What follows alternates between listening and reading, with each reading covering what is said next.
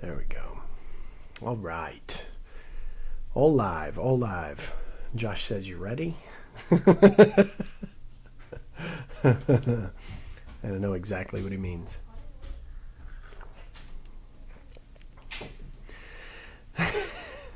Bustin'. I was just talking about your text. I saw it right when I clicked live. You said, are you ready?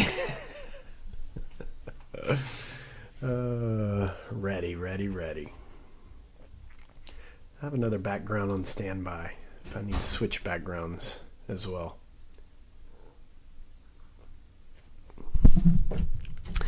Well, what's up? What's up, everybody? What's up?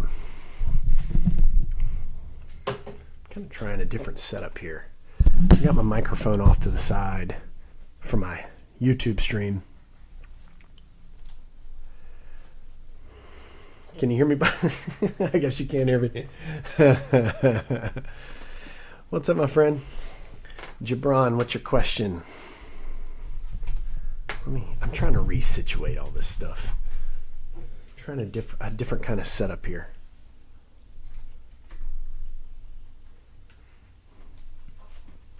There we go.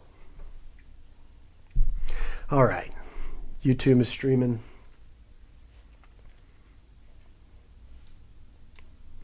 Got TikTok live going.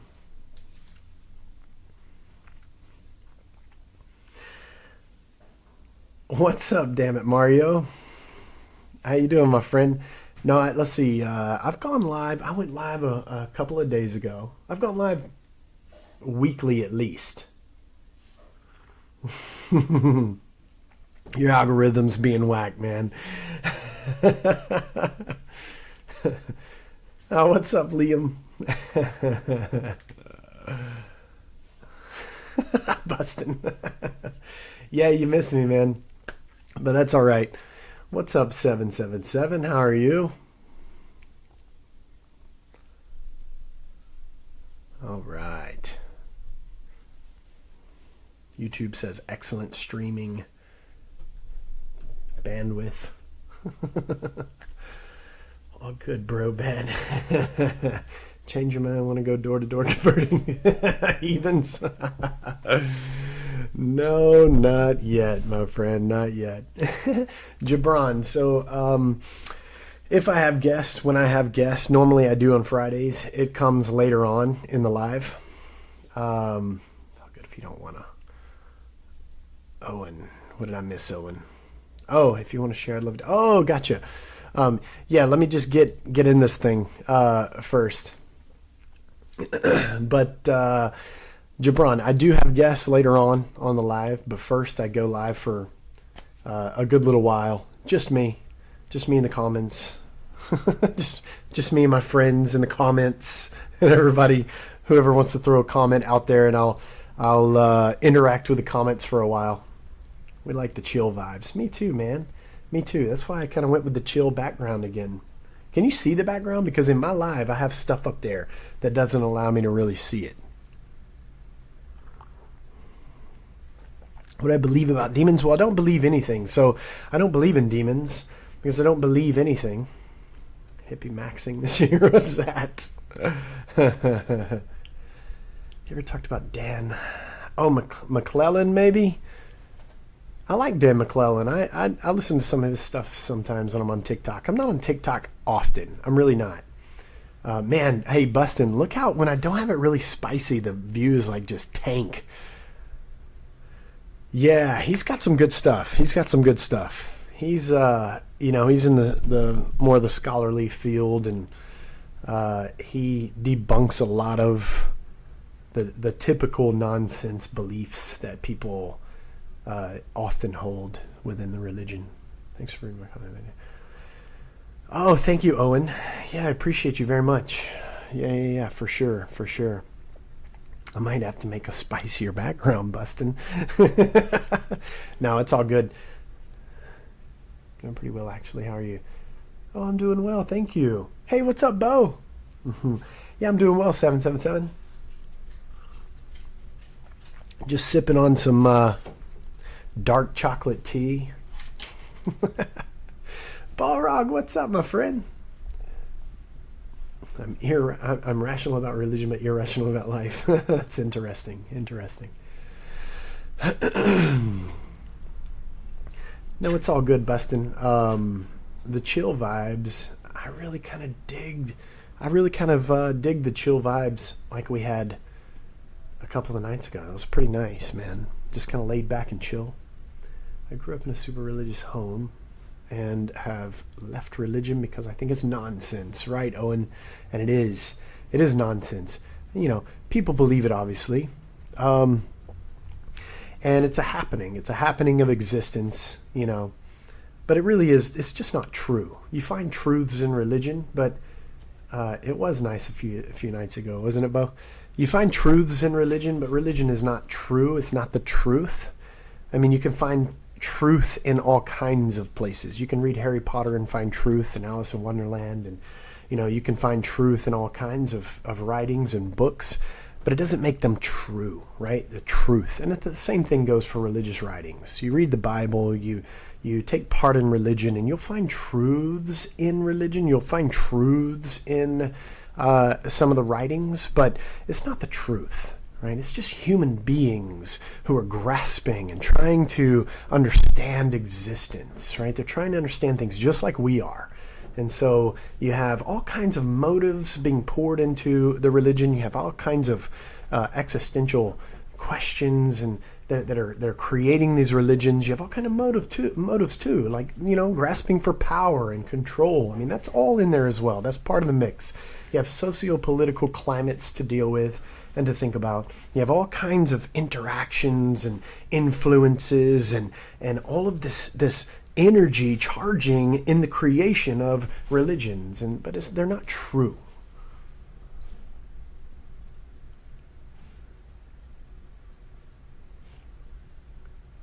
Let's see. Uh-oh, what did I do? There we go.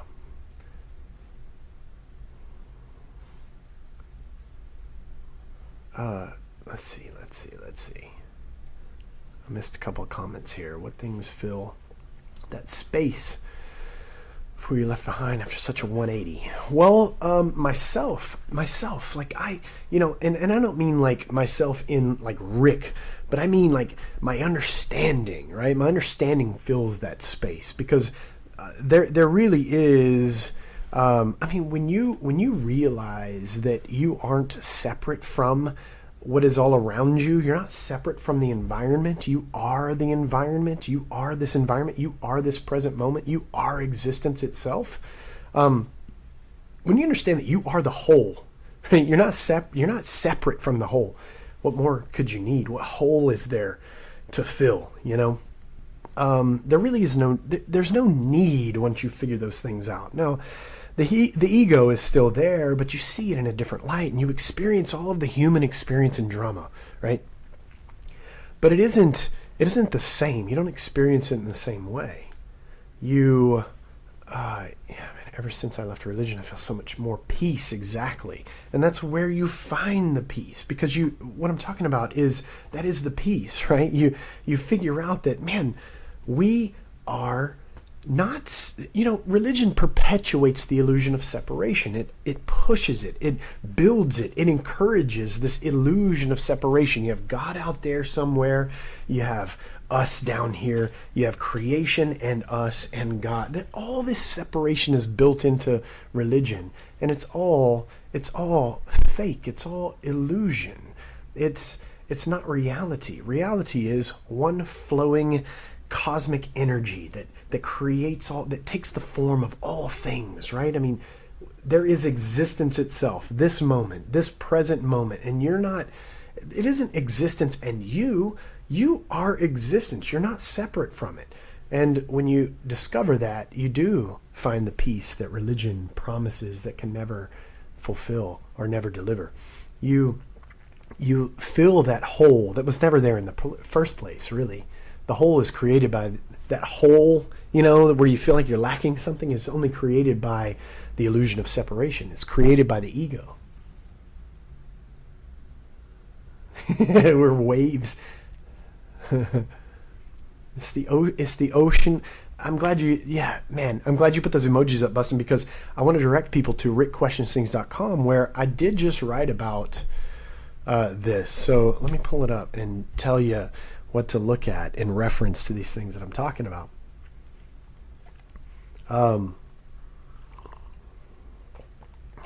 Free will is an illusion. All of those things, all of those are human concepts. I mean, even free will and determinism, both of those concepts are human concepts. They're just human ideas, right? There's no truth in either of them. You can transcend those human ideas and concepts. You can transcend the concepts of free will and determinism. Neither of them is the ultimate reality. My dog's over there lapping up some water. It's so loud.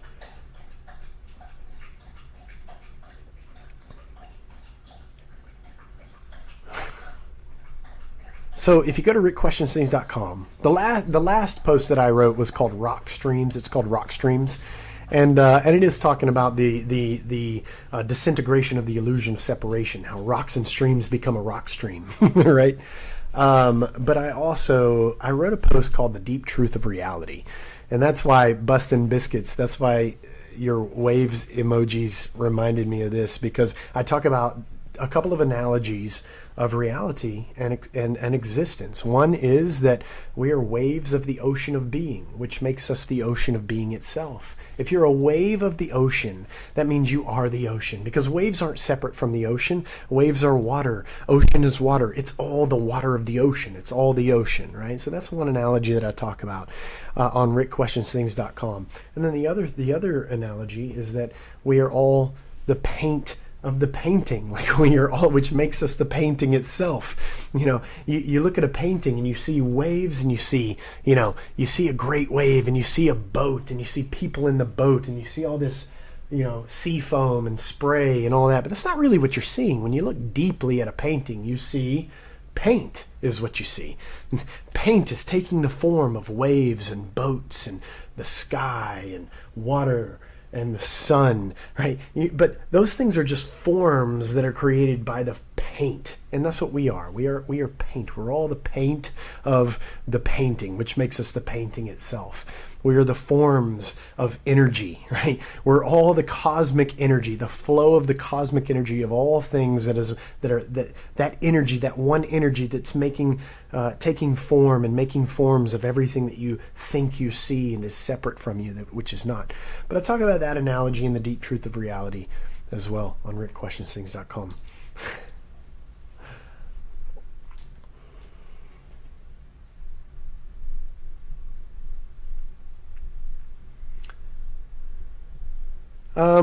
Also posted a post called Frequently Asked Questions. And so a lot of the questions I'm asked over and over and over again. Do you believe in God? Do you meditate? Why did you leave Christianity? What's up, Jet, my friend? What do you believe? Do you have any book recommendations? What happens when we die? Right? So I discuss all of those questions as well on rickquestionsthings.com. So tonight's a little different. I told Bustin why it's a little different. But Bustin, can you tell? Can you tell, Bustin?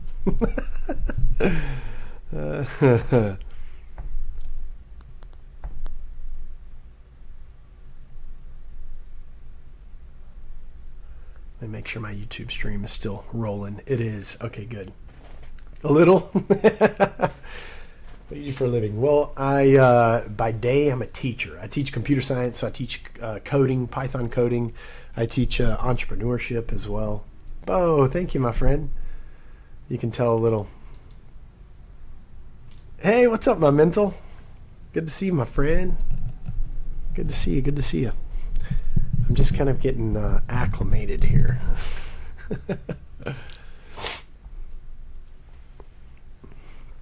Thank you, Owen.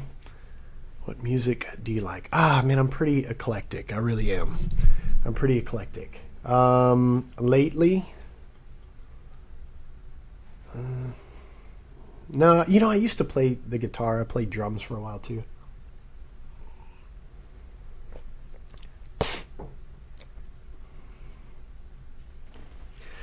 Oh, 777 chose to hide.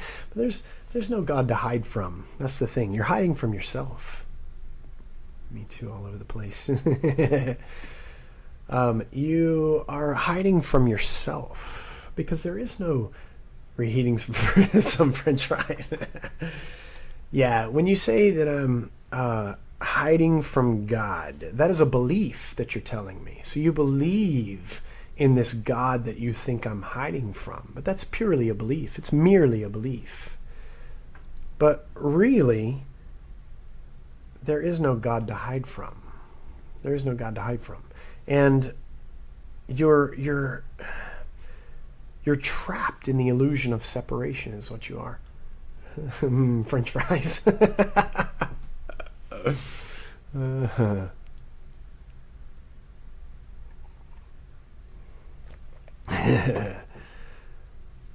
You are caught up in the bondage of religion, really. And when you learn to let go, when you can just let go of religion, let go of God, let go of gods, whatever you believe in, let go of belief, let go of all of the labels. You don't need any of that. Answer my question. Were you once a follower of Christ? I was a Christian. I was a true believer. I was sincere and genuine. I sold all of my belongings and went off to seminary and got a master's of arts in religion. Learned Hebrew, learned Greek, loved Jesus with all my heart. And intellectually, I became enlightened to the fact that Christianity is not true. Jesus is never, ever coming back. Because what you read about Jesus in the New Testament is simply fabrication. It's fabrication. The philosophical argument of design. Yeah, hang on just a second.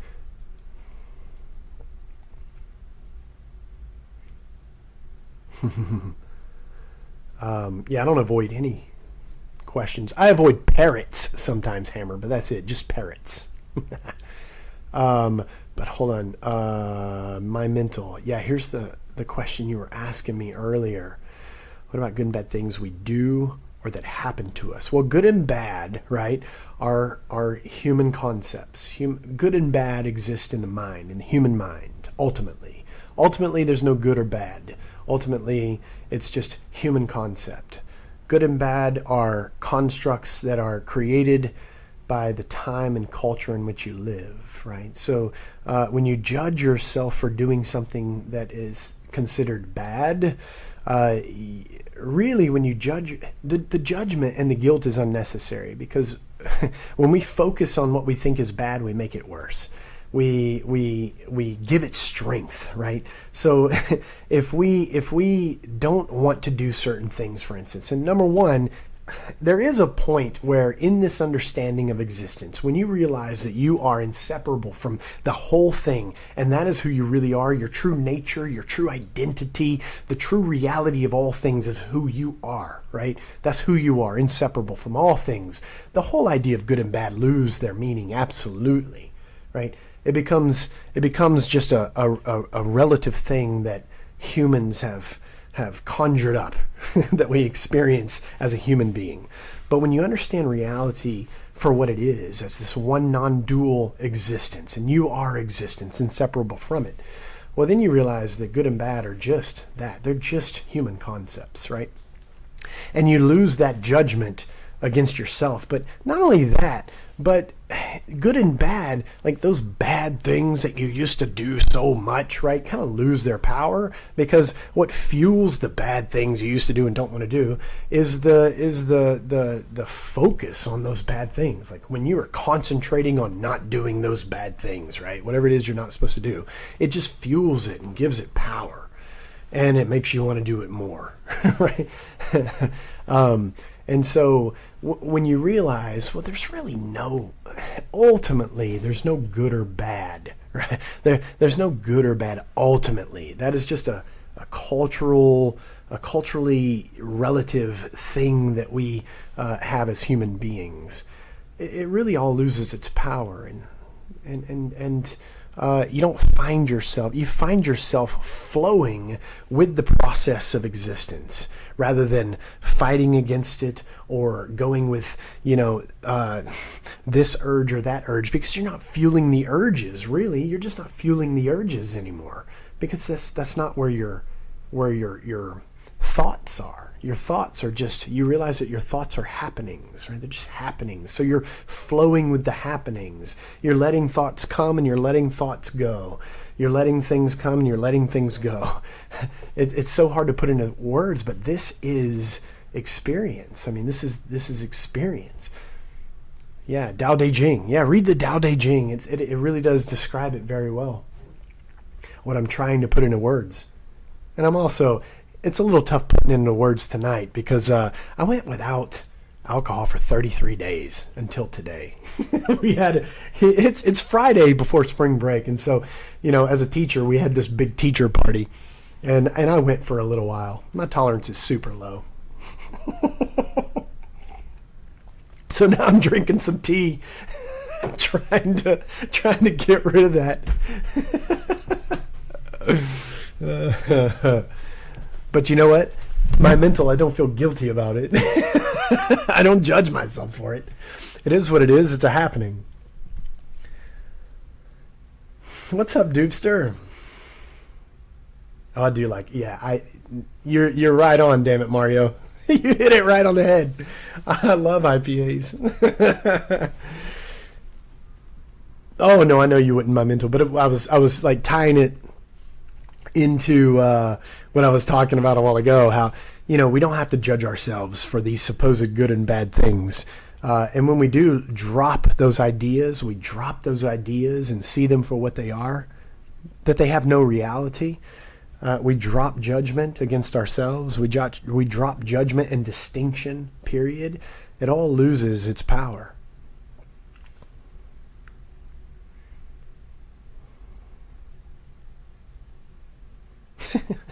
"777, you're a parrot. You're projecting your own hurt and pain onto me." People do that all the time. Anytime people come in and they don't know me, because if you knew me personally, you would know that I'm an extremely happy, positive person, inside and out. But people don't know me, and so they come in. Like I had somebody message me the other day, literally, and said, "The Lord spoke to me and told me that you are suffering from night terrors. I used to suffer from night terrors." And I'm like, but I don't, my friend. You have this imagination that's creating this like belief in you that the Lord has told you something, right? And 777 is doing the same thing. 777 believes that she has this intuition from God. and what it is just belief. She believes in the beliefs of ancient human beings. And there's no reason to believe those things. There's no reason to project your own imagination onto other people.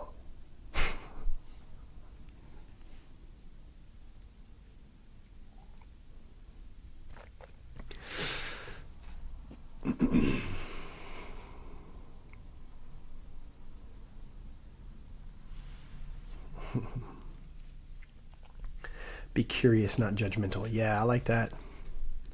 Yeah, be curious, not judgmental. Right. There's no reason to judge anyone, really, because everyone is existence. Everyone is the happening of existence, the flow of the cosmic energy of all things. That's what you are. How could you judge that? Do you look at the clouds and judge the clouds for being like a bad cloud? Oh, look, that cloud is really badly shapen. We're all clouds. Or do you look out at the ocean and say, man, that's a really messed up wave. That is just a bad wave. That wave is just terrible. It's horrible. No, you don't look at the ocean and judge the waves, because you know why? Because all of the waves, they're all different, but they are all the ocean. You look at the clouds. There's no such thing as a badly shaped cloud, right? You look at the clouds and you go, man, that's a different cloud. That's a dark cloud. That's a light cloud. That's a white cloud. That's an expanded cloud. Whatever. That's all these different clouds and shapes, but you never judge them, right? And it's the same with us. We're clouds. We're just clouds. We're the waves of the ocean of being. We can't judge. That would be ridiculous. What do you hear, buddy?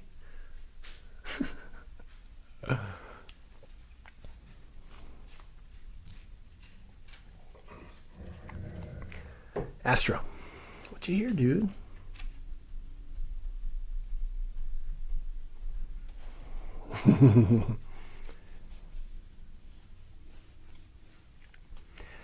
Yeah, fear-mongering does not work. How was the universe created? Watch the floating bat scene in the movie American. Oh, man, I haven't seen that in so many years. Good God. This dude burped right on my arm. Say hello.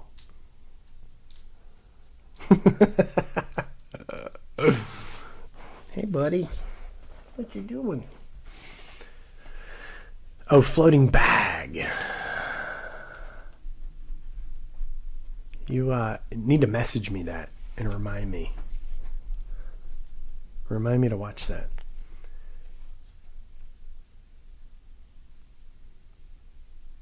Motion in my backyard. Who is in my backyard? Oh, it's Nacho, my cat. I gotta go let my cat in. Hang on. That's probably why he's barking.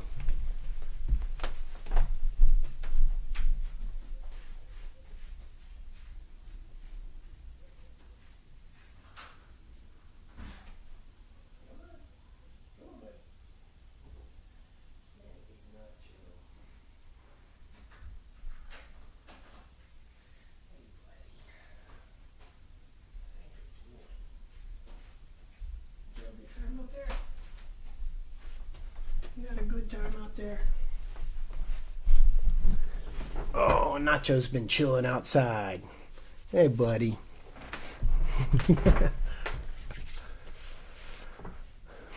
So he gets up in the camera in the backyard. Thank you, True Wisdom. I appreciate the roses. Thank you, 777. Thank you.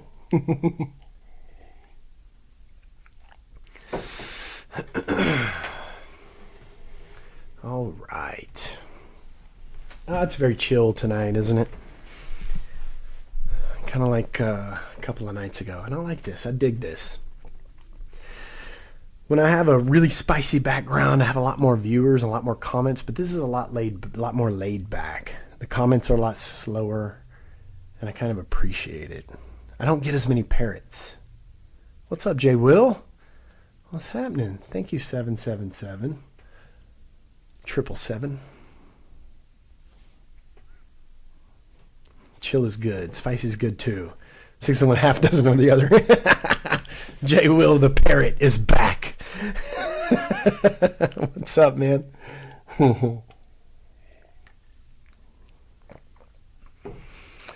Jay Will, I went 33 days without alcohol, and then I decided to have some drinks today in a celebration of teachers for spring break. So I'm letting all that subside. Computer teachers were always the coolest. 33 days, man. I teach computer science, so Python coding. I also teach entrepreneurship as well. Tasha and Austin said they're going to be late.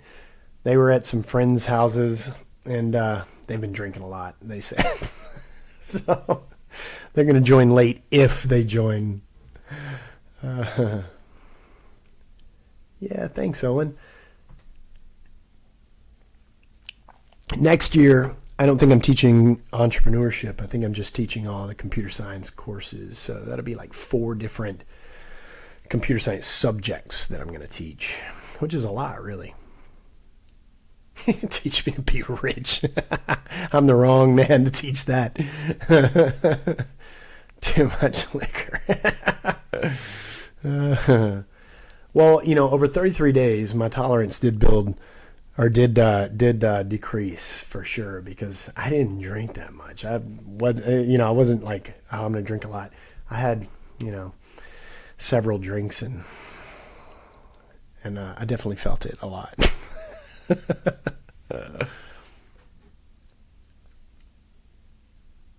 The art of being rich, yeah. Using it, I'm gonna watch Moneyball and go to sleep. Nice. All right, damn it, Mario. Good to see you, my friend. I appreciate you. I may change the background a little bit, cut off and get back on, make it a little spicy. We'll see. Yeah, good night, damn it, Mario. I appreciate you, dude. Good to see you. I do still have stitches in my mouth. I'm ready to get out. I get them out Tuesday. I was supposed to get them out today, and they shifted it to Tuesday. It feels like I have a plant in my mouth back there because it's all frayed. I've had them for 3 weeks. Too long.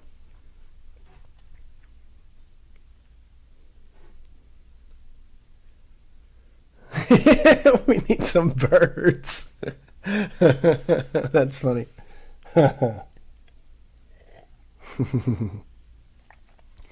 You're taking time with taking those stitches out. Man, I know. And one came out. Hey, Vic. One came out today. Earlier today. I was on my way home from the party. And good to see you, Vic.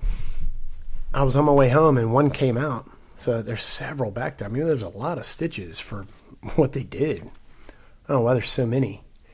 But one came out, actually. But the rest of them are just frayed. I don't think they're doing anything anymore. I think everything's pretty much healed. But it's just all frayed. It just feels like a bush back there in the back of my mouth. And I can't stop messing with it. It's really weird.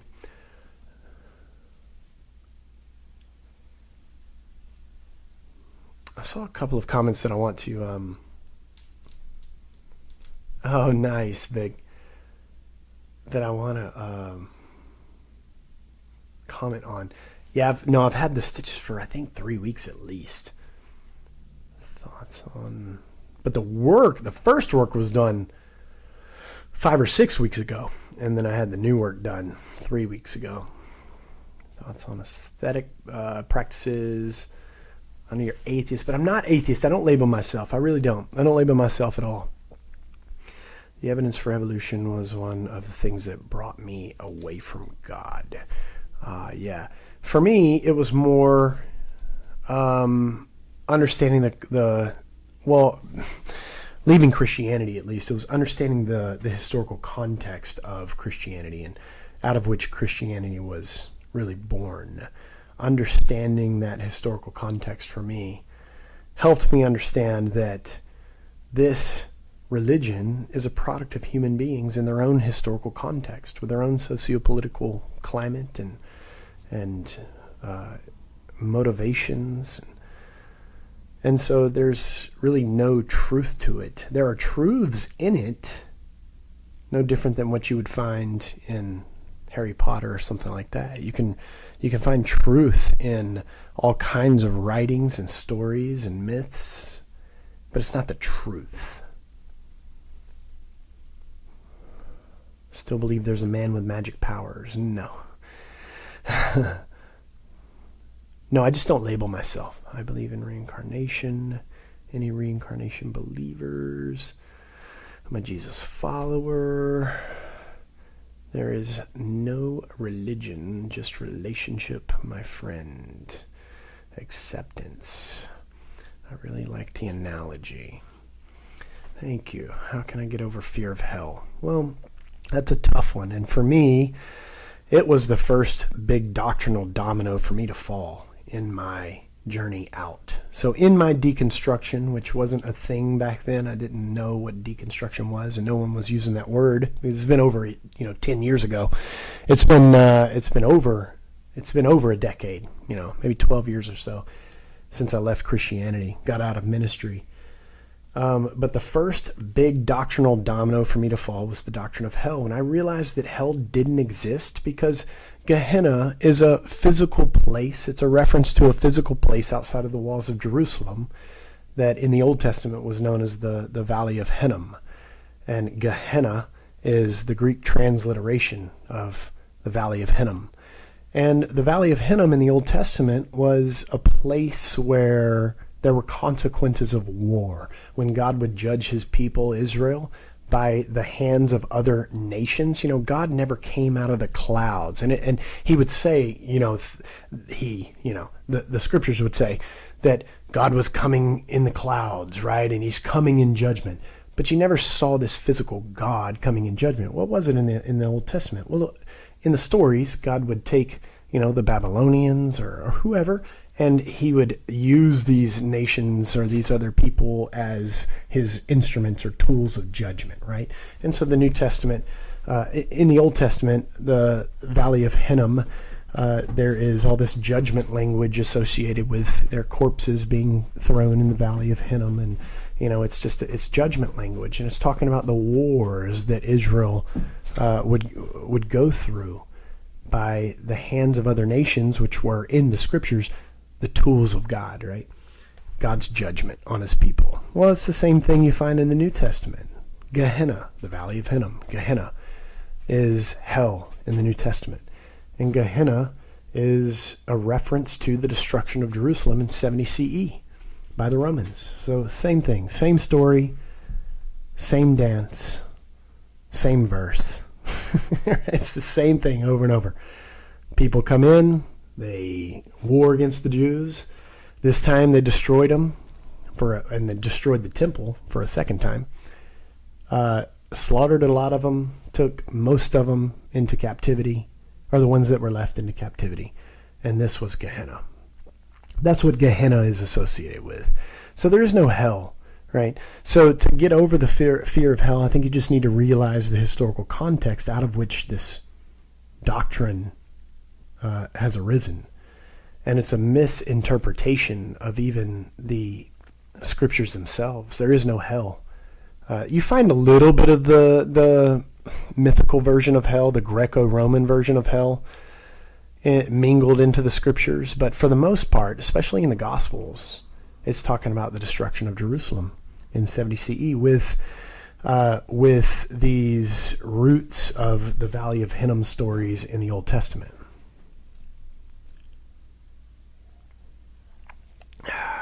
No, I'm very right, Anonymous. I'll have to be a security guard for a little while. All right. I'll be back when I'm done. Awesome, Bo. Good. Do your job and come on back. We'll be waiting for you, my friend. Thank you, Bo.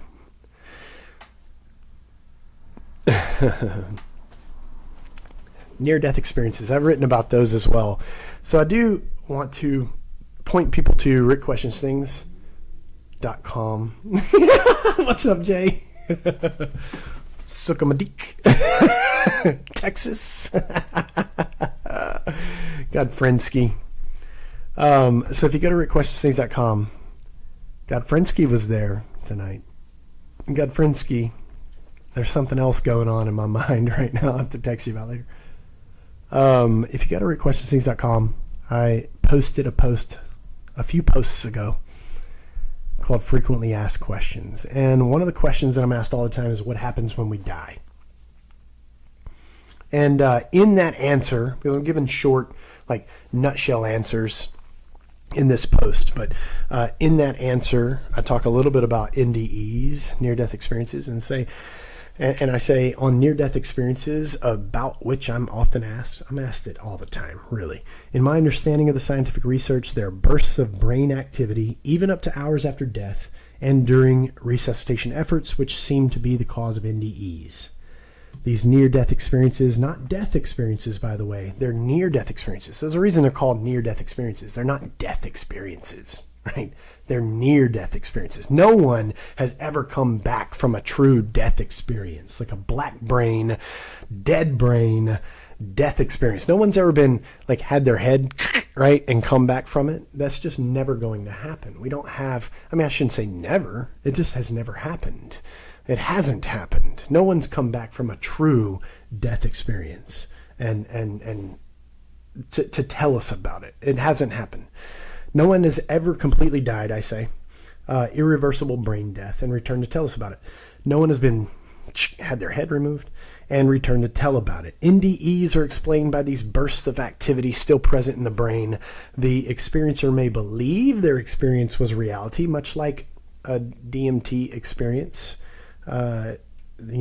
Somebody that does that experiences all kinds of things, multi-dimensional experiences and entities, and they come back and believe those experiences because they seem to be so real in the brain, but we know that they're just firings and happenings in the brain activity. Right? Well, that's what's going on with near-death experiences as well. They're not death experiences, they're near-death experiences. And you believe those people that have those experiences. And so you're believing their beliefs, just like when you are believing the beliefs of ancient human beings when it comes to religion. Well, when it comes to near-death experiences, you're believing their beliefs about their experience.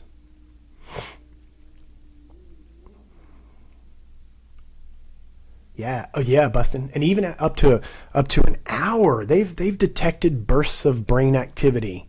There'll be just complete silence, and there will be these spikes of electrical, these firings in the brain, even up to an hour after death. It's crazy, crazy, crazy. Thank you, 777.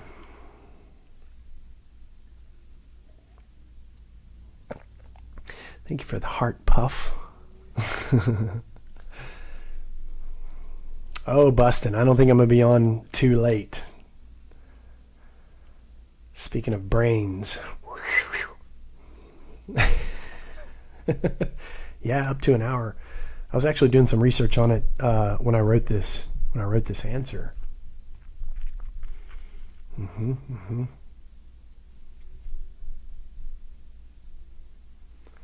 Yeah, learning to live in the now has everyone on edge. That's right. And you know what's crazy is that everyone is actually living in the now. They just aren't aware of it. They're not aware of it. They don't know that they're living in the now because you can't do anything but be present. That's all that exists. It's just that you think you're busting, yeah.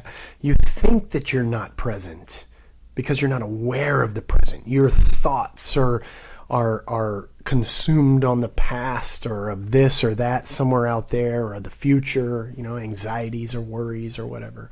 Your thoughts are consumed with all these different things, and you get blocked and trapped and obsessed in your thinking, which makes you believe that you're not present, but you're always present. You're just not aware of the present.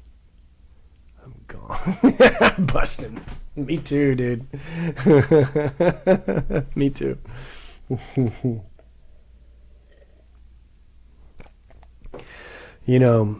Thoughts of the past aren't really the past. The past doesn't exist. Those are thoughts in the present, happening in the present.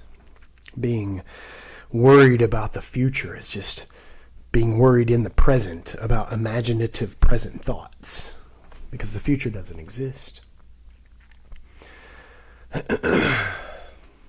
Oh, Jeff, my goodness, man. People have been saying we're in the end times for 2,000 years.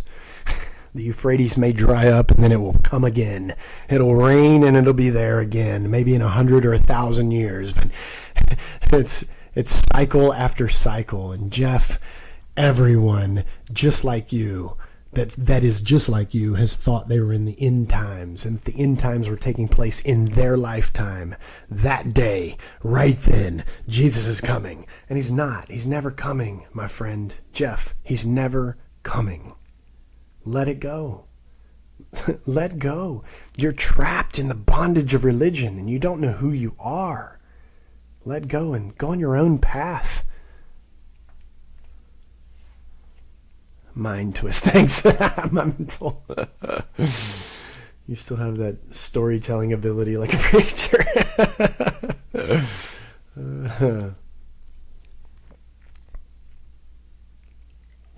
Oof. Hey, Cornfed, if you really believed that, you wouldn't be alive right now. To live is Christ, to die is gain. If you really believed that, you wouldn't be on this live. But you're still here. It's like that old story that Alan Watts used to tell. All these people were around the table and they're talking about their different ideas of what happens after death. Jeff, Dono, hey, thank you, my friend. they're all sitting around this table, and somebody says, when we die, I think, we become gods of this universe or that universe or whatever. And everybody's like, oh, okay, that's interesting. And another, person says, well, I think when we die, there's just nothing. We become nothing and we come from nothing and go back to being nothing. It's just nothing after death. And everybody kind of says, oh, yeah. And then somebody else says, well, I think when we die, we are reborn as some other being, maybe an animal, maybe a person or something like that. And it's based on how we live this life. And everybody kind of says, oh, yeah. And they say, hey, brother so-and-so, you're a Christian. What do you think happens after you die? And he goes, oh, well, I'm going to go and to die is gain. And I'm going to go be with God in eternal bliss and worship the Father for all of eternity. But I do wish we didn't have to talk about such depressing matters. Christians never want to die, but they talk about how to die is gain. They're always so sad about death, but to die is gain. And it's really because they don't really believe what they say. They don't really believe that. They don't really believe that something's happening for their good after death. They're just trying to convince themselves that they believe it, but they really don't.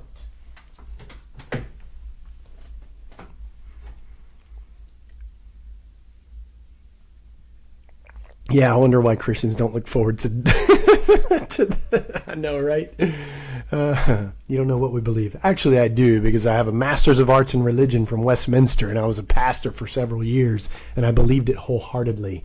I was an absolute, genuine, and sincere Christian for many, many years. So actually, I do know what you believe very well, probably more than you do. Probably, and I'm just being honest. I'm not bragging or anything like that, but I've probably translated more of the scriptures than 90% or more Christians have actually read, and that's the truth.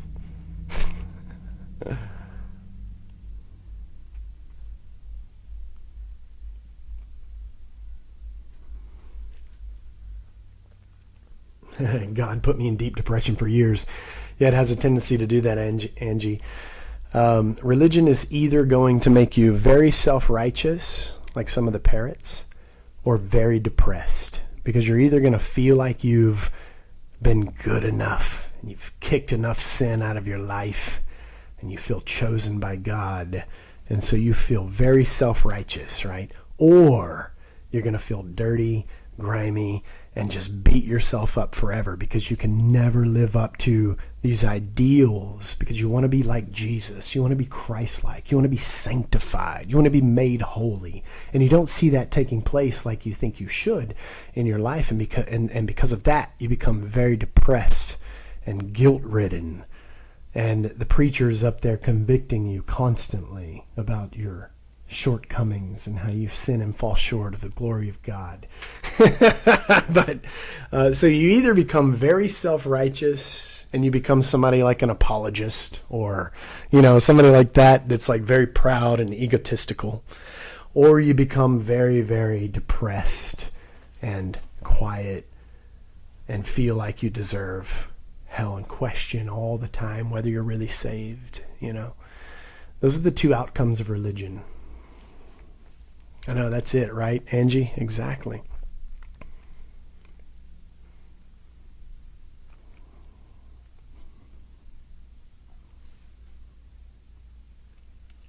Jeff, am I taking guests? Yeah, I'm going to take guests here pretty soon, actually. Oh, why not? You know what? I should have... dang it. You know what? Hold on. Jeff, hang on, Jeff. You know what? I made a mistake because I need to... I always regret this. I can't download my lives when I take guests. I want to start a new live. So, Jeff, follow me. I'm going to disconnect you real quick. Hang on. I'm going to talk to you. Hang on. Okay. So, TikTok, what's been happening with TikTok is if I go live without guests for about an hour and a half, I can download my live. If I take guests, it messes up the live and I can't download it for some reason. Some glitch that I'm experiencing with TikTok. So I think, no, it doesn't matter. I'm just going to go ahead and I'm just going to take guess. It doesn't matter if I can download it or not. It really doesn't matter. It really doesn't matter. Oh, thank you, Clay. You know what, Jeff? Go ahead and request again. Just request again. I'm going to take lives. It's fine. I don't care. Cabana boy. What's up, Sarah?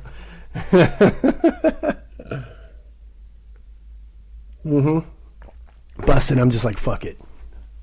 Fuck it. I'll do it live. Fuck it. I'll do it live. Dude, I love that clip so much.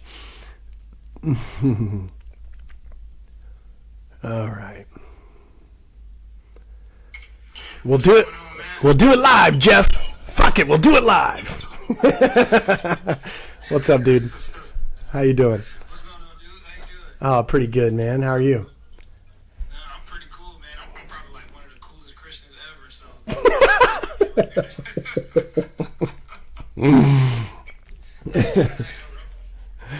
What's that?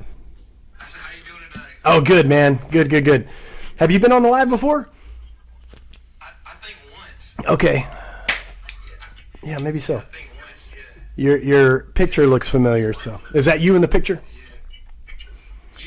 Just a little AI. I don't look that pretty, though. Okay, but I think I've seen that one before. So you've probably been on. Well, what's going on, man? What's on your mind? Not much, man. Like, honestly, I just believe that, everybody, like you don't believe in God, but I believe in God. And I feel like, there's nothing wrong with believing in God. Just like how you don't want us to push, God on you, I guess. I wouldn't want you to push that there's not a God. You know what I'm saying? Yeah. 'Cause I don't think that you have 100% proof that God exists, and I don't think that I have Or that doesn't. proof that God doesn't exist. You know what I'm saying? Yeah. So, Yeah. I can't get on here and be like, hey, I know I have 100%. I'm 100% sure that God exists.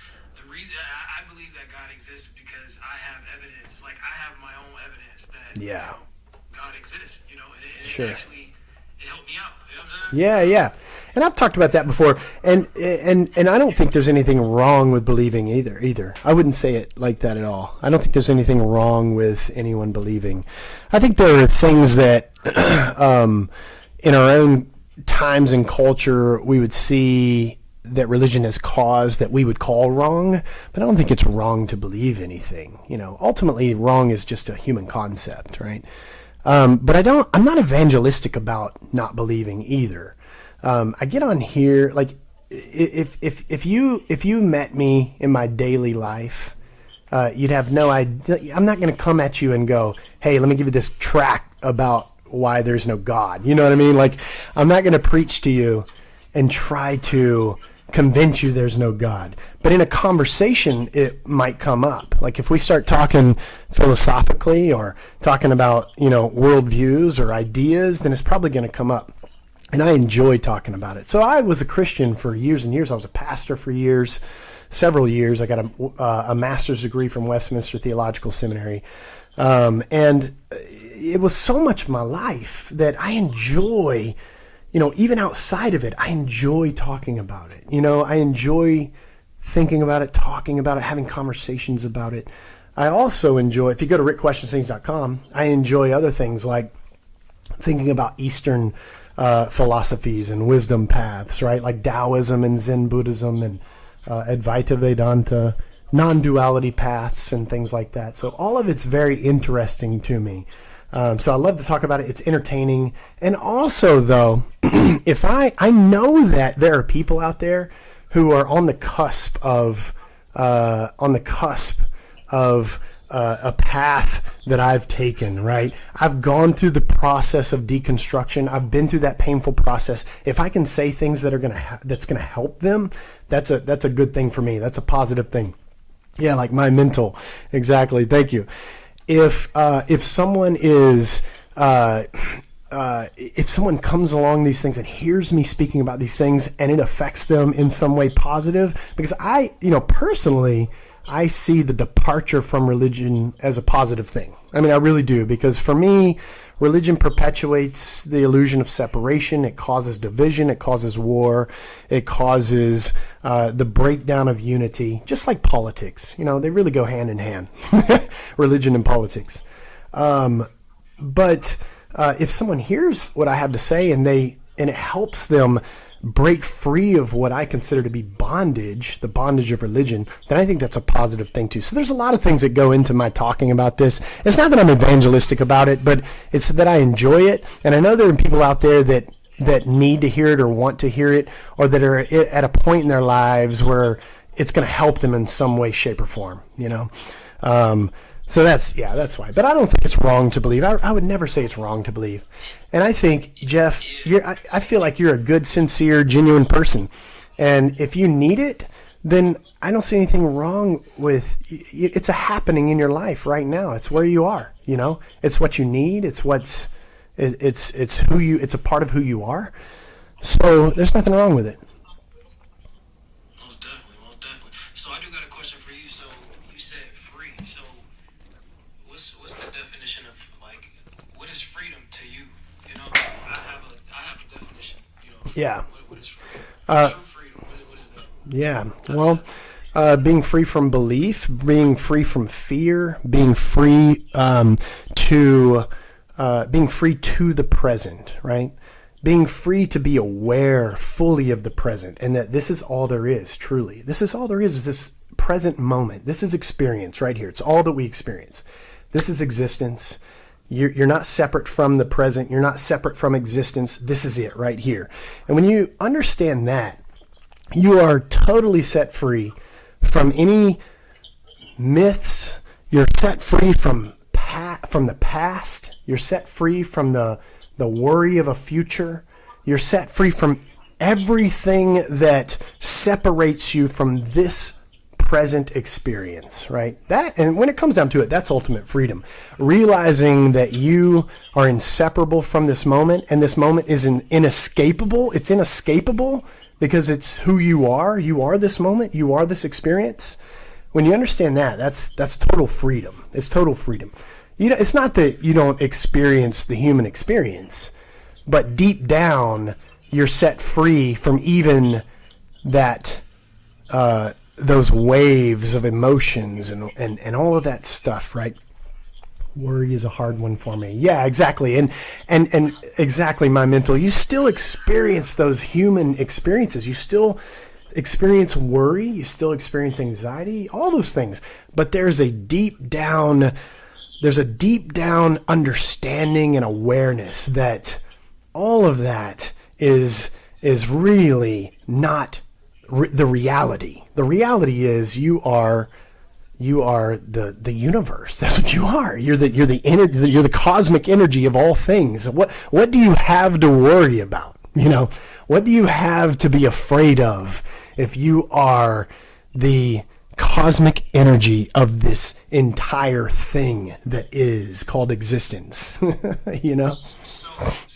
thing, I have to, the reason why I disagree is because, like I said, I have my own evidence. You know what I'm saying? It's okay to agree. It's okay to disagree. Like, Oh yeah, sure. One thing you said was you feel like this is all that we have. You know what I'm saying? I don't feel like this is all that we have. I don't feel like, like this is the only life. So, for example, like a baby, like kids die young. So you feel like that's all they have. Like they just was dealt like a bad hand in a sense. You know what I'm saying? Like, It's a happening of the whole. Yeah, and I wouldn't put it. It doesn't seem fair to me. You know what Yeah. I'm saying? For somebody to be this, Yeah. if I grew up blind, Yeah, sure. that person, how is that their reality? You know what I'm saying? Like I understand what you're saying. Yeah. I understand what you're saying. So I don't believe that this is the only life that we have. I believe that we're body, soul, and spirit. So that's why I kind of believe. I believe that we have a body, which is like a shell. Yeah. I believe we have a soul, and I believe we have a spirit. That's why I believe we are human beings. Like we are beings. And I I believe that our soul goes somewhere else. That's why I just believe like it's so much more to this life that we don't understand. Yeah, and it's That's okay to why believe. It's okay to believe those things, and I'm glad you recognize that it is a belief. It isn't knowledge. It's a belief, right? And that's what, yeah, and that's yeah, and that's what I don't just like the have. belief that is not. You know what I'm saying? Like your belief, like your belief can't be totally right either. What do I believe? Is What do I believe? so it's like it's kind of like the same. So How's it the same? So not believing. you don't have 100% evidence. You know, you don't No, have. I'm asking you. I know you're getting a little frazzled and confused here. Just calm down. Let's just hold on, my friend. It's not we're not battling here. Yeah, we're not battling. So just we're having a conversation, okay? What is it that I believe? You said I have my beliefs. What is it that I believe? You believe that you don't really believe in anything. Okay. Yeah, that's what I was trying to say. But it's still a belief. You just don't believe in anything. What is the belief? Now I'm asking you, what is the belief that I have? The belief is, I mean, This is a hard thing for people to grasp. Jeff, I know the struggle you're having. I know the struggle you're having because hey, Austin, it's a hard thing for people to grasp. It's a hard thing for people to wrestle with because everyone thinks that everyone must believe something, and I really don't. I don't have any beliefs. I really don't. I experience this existence right here, right now. And you don't have to believe anything to experience the present moment. And that's the freedom that I'm talking about. how do you know? But what I'm asking is, how do you know that that's absolutely true? Because it's There's a not, stitch. like, we can't be 100% true. Like, so let me ask you this: can you be wrong? Can I be wrong? Yes, about not believing. Can you be wrong? Oh, look. But here's the thing. That's a hypothetical. Could you be wrong about Allah? Could you be wrong about Zeus? Could you be wrong about unicorns? I mean, there's just so many could you. I can't be wrong. But there's so many could you be. There are literally trillions and trillions and trillions and trillions and trillions of possibilities out there. Could you be wrong about all of those possibilities, right? I mean, that's just a hypothetical question that is really meaningless, because when you don't believe anything and you're free from believing anything, all of that is irrelevant. All of that type of language is irrelevant. Like what, could I be wrong? Well, could I be wrong about what? Existing right here, right now? No, I'm not wrong about that, because that's my experience. I'm in this moment, experiencing this present moment. I don't have to believe anything to be in this moment, aware of this moment, right? That takes no belief. So could I be wrong about that? No. And I don't disbelieve in God. I don't believe in God. Like, it's just an irrelevant concept. So there's nothing to be wrong about for me about that as well, right? So Pascal's wager and all that kind of stuff, it really is irrelevant to me, because there are just an infinitude of possibilities that we could go through, and all of them are irrelevant. You could never come down to well, I'm going to believe the right one. Well, why are you believing the right one? Well, let's not even talk about Jesus here. Let's just talk about. Yeah, I didn't mention Jesus either. Yeah. Let's go back to the beginning of time. Like, how do you think we? So basically, you believe that nothing created something. No, I don't. No, I don't believe anything. That's a little. I mean, you gotta believe something. Like, Do I? It's life is not. I love that. You don't believe that he's not believe nothing. I love that. I love when people are like, you got to believe something. Because I know it's hard. It's hard. It's hard for people, I know. But I don't. How do you think we got here? How do you think we got here? I don't. I don't. It's irrelevant. You don't think we got here? Like, It's just irrelevant. If I am 100%, there's a good example. Troy said, read the Quran, right? I mean, there's so many different possibilities and explanations out there that people believe. If I am here 100% aware of this moment, right here, right now, right? I'm in this moment. How did we get here have to do with me? How did we get here have to do with this moment, right? I am this moment. I'm in this moment. No, this is what I'm telling you is that the Where did purpose come from? Where did love come from? well, none of that is it. All of that is irrelevant when you ask where does it come from. It's irrelevant if you are utterly aware. I don't believe that I'm just like cells floating around. Like I believe that I have purpose. Well, you may believe that, but it is a belief, is what I'm saying. It's a belief. No, I know that I have purpose. Yeah. I know 100% I have purpose to be here. You know what I'm saying? I have purpose. Yeah. Well, I know you want to think that, but the thing is, purpose is irrelevant as well. Because listen, when you realize that you are inseparable, well, hold on. When you believe, believe about good and evil, you mix me up. Hold on, I was going to say something. When you, you're talking about purpose. When you realize, when you are aware that you are inseparable from all that exists, because we are all this existence. We're not separate from existence. We didn't fall out of some other dimension or something like that. Like we grew out of this like an apple from a tree, right? We are this existence. We're the same stuff. We're just all the same existence. When you realize that, and you know that you really are the energy of all things, the energy which makes up all things, and you're not separate from it, what does purpose have to do with the whole? I mean, if there's existence and nothing but existence, where does purpose come in? I mean, purpose. The whole question of purpose presupposes separation. Like there is me and I want to get somewhere. I want to do something. I want to be something, right? Well, when you are the whole thing, inseparable from it, and you recognize that, purpose loses all meaning because purpose is just irrelevant. It's a human concept. It's a human concept. Okay. So, let's go back to like evil.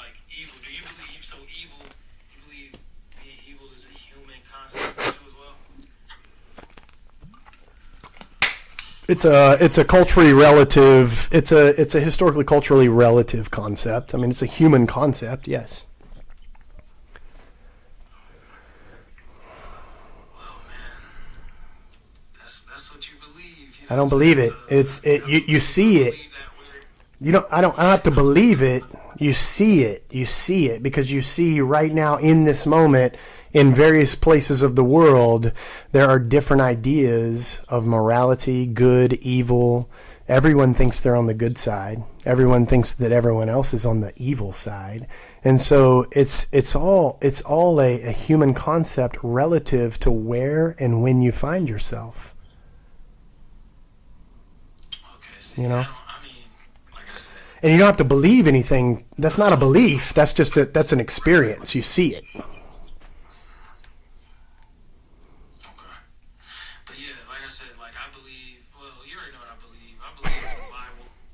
Mm-hmm. I believe that that's okay. That God created us out of the dust, and that like when we die, we turn back, and like our bodies turn back into dust, and our soul goes, to heaven, or our soul goes to hell. That's what I believe. Yeah, I know. But it is a belief. As long as you realize it is a belief. Yes, it's definitely. And you are believing the beliefs of ancient human beings, or what you think are. You're believing what you think are the beliefs of ancient human beings, because there are lots of different interpretations of those writings, and there's lots of different readings of those writings. It's power in the name. It's power in the name of Jesus. No, I wouldn't have to lie to say that there's not. Every time, like everybody always talking about Jesus in the movies. Everybody is always, it's just so much stuff about Jesus. Like, oh, he's not real. He always. Uh-oh, you got muted. Uh-oh. Jesus said, "Stop that talk."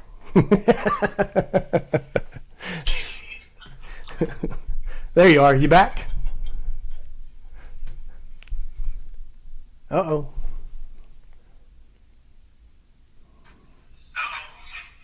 I think we're having some technical difficulties. Yeah. Okay. Yeah, I'm gonna say this and I gotta go, man. Okay. Just take. Okay. So, yeah. I mean, people always talking about Jesus. Like, it's crazy. Like, you don't really hear stuff about like Buddha. You might hear Muhammad, but that came after Christianity. Yeah, well, the world was locked down under the Catholic Church for centuries and centuries, and you weren't allowed to believe anything else. It was pushed as the truth, and dissenters were literally executed, right? You had anybody who tried to even translate the scriptures so that just regular people could read them were literally executed. They were burned at the stake or stoned or whatever. So it was, of course. And that's why religion is as big as it is. The religion of Christianity is because, it was forced upon the common people for so many years, and there was zero freedom to question, zero freedom to discover history, to really dig into history, or learn what the Bible actually says, or learn Hebrew or Greek, because it was in Latin, and the clergy were the only ones that knew Latin, And so when you had people translating it into the lingua franca, the common language, they were literally put to death because of it, because they didn't want people to know. They didn't. Yeah, because people, you know what I'm saying? Like, it's a crazy world out here, man. Well, I was just saying that's why it's so popular is what I'm saying. Well, that was in the name of, that was Christianity doing that. No, that's not real Christianity. Well, yeah, I know, but I'm saying I know that's what you believe, but slavery. Yeah. Well, they justified it with the Bible, but that's another topic. He didn't justify. No, I said they justify slavery by the Bible is what I'm saying. But the point, if we get back to your point, Jesus, the power in the name and all that kind of stuff, and Jesus being everywhere. Well, yeah, of course, because there's no power in the name Jesus. There is power in the imagination of the human mind about Jesus. I could say anything about Jesus and nothing would happen to me. I can pray for you right now. Okay, do it. Make something happen. No, do it. If you believe it, do it. Jesus don't work. Come on, man. Do you believe it? I knew he was going to say that. Look up witchcraft. You just said you could pray for Jesus to do something and he would do it, and then I said, okay, do it, and you said, no, he doesn't work that way. I can pray for Jesus to basically I can pray for you. You know what I'm saying? Well, look, tell Jesus to knock that painting off of my wall right there. Pray that Jesus will knock that painting off my wall. That'd be pretty convincing. Go ahead. No, but I was just trying to explain to you why Jesus is such a popular thing. I was trying to explain it to you historically, but man, hey, thanks for coming on, Jeff. I appreciate you coming on. Yeah. You have a great night, my friend. All right, too. God bless. All right. Oh yeah, good question, Vic. Well, there isn't.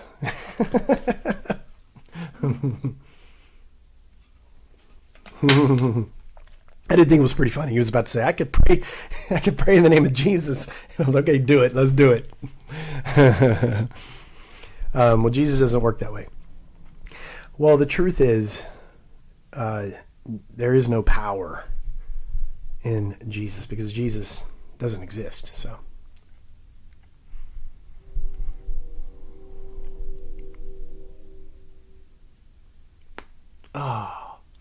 I'm still working out the kinks from surfing 2 days ago. He did, Nicole. Hurried up and switched that up real quick. It's like, oh shit, I shouldn't have said that. Hey, what's up, Tasha? What's up? Good to see ya. Y'all probably had a good night so far. Self-delusion is so powerful. It is, isn't it? Still, my mental. Dark NATO, what's up, my friend? I can heal you. I'm feeling great. Good, my friend. Good. Me too. There's no reason not to, you know? Thoughts on free will. Well, it's an illusion. That's an illusion. But so is determinism. They're both illusions. They're human concepts. I don't know where Serge is. Bustin'. Free will and and also I was reading comments here. Free will and determinism are both illusions, and you can transcend those human concepts because that's what they are. If you recognize them for what they are, human concepts, they really have no meaning. They're irrelevant, ultimately. Thank you, my mental. Tasha and Austin in the house. Finally made it. I probably won't be on super late. I've been here before. Right, Mallory, exactly. Yeah, exactly. He's going to remember. Yeah, for sure. Thank you for saying that, Mallory. I appreciate that very much. What's up, Austin?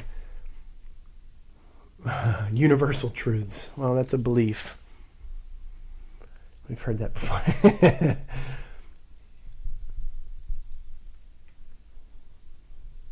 Yeah, I'm going to take more guests here in just a minute. My TikTok keeps on glitching. Oh, no. TikTok tends to do that a lot, man. Especially lately. I was freezing up the other night. Every time I'd have a guest on, I would freeze up.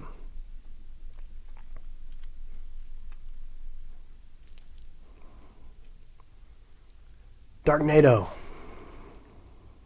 It's been glitching this whole time? Yeah, it's been doing that a lot. I don't know why. Yeah, they're trying to ban it, aren't they? I know. Which I made a note today in my phone to reach out to all of my community here. You guys know who you are. So that we need to trade contact information so that if TikTok does go the way of, we can remain in contact. But of course, you know my website. You can reach out to me through Rick Questions things. I feel like I'm glitching. I am glitching as well, Patrina. You can go to rickquestionsthings.com and reach out to me there. If TikTok disappears, go to rickquestionsthings.com, send me a message, and we'll connect.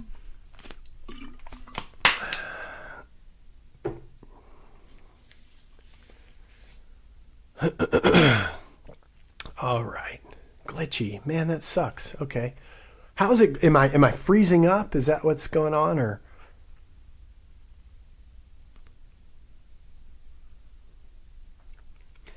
I hope not. This whole thing is crazy. Yeah. That's mostly fine. Okay, good. Just skipping around, man. Well, that sucks.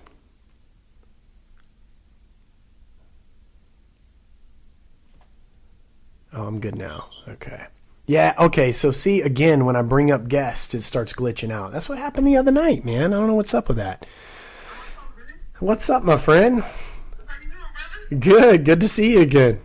See you again. Good to see your face, brother. Same to you, man. Same to you.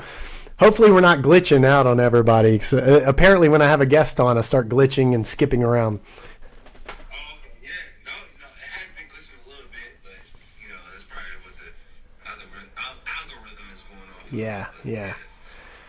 So, you have brought up determinism. Mm-hmm. What does that mean to you? Well, I'm asking hard questions, man. I'm asking hard questions. well, it's not really because because that is a human concept. It's a human concept. It really is irrelevant from the grand perspective, right?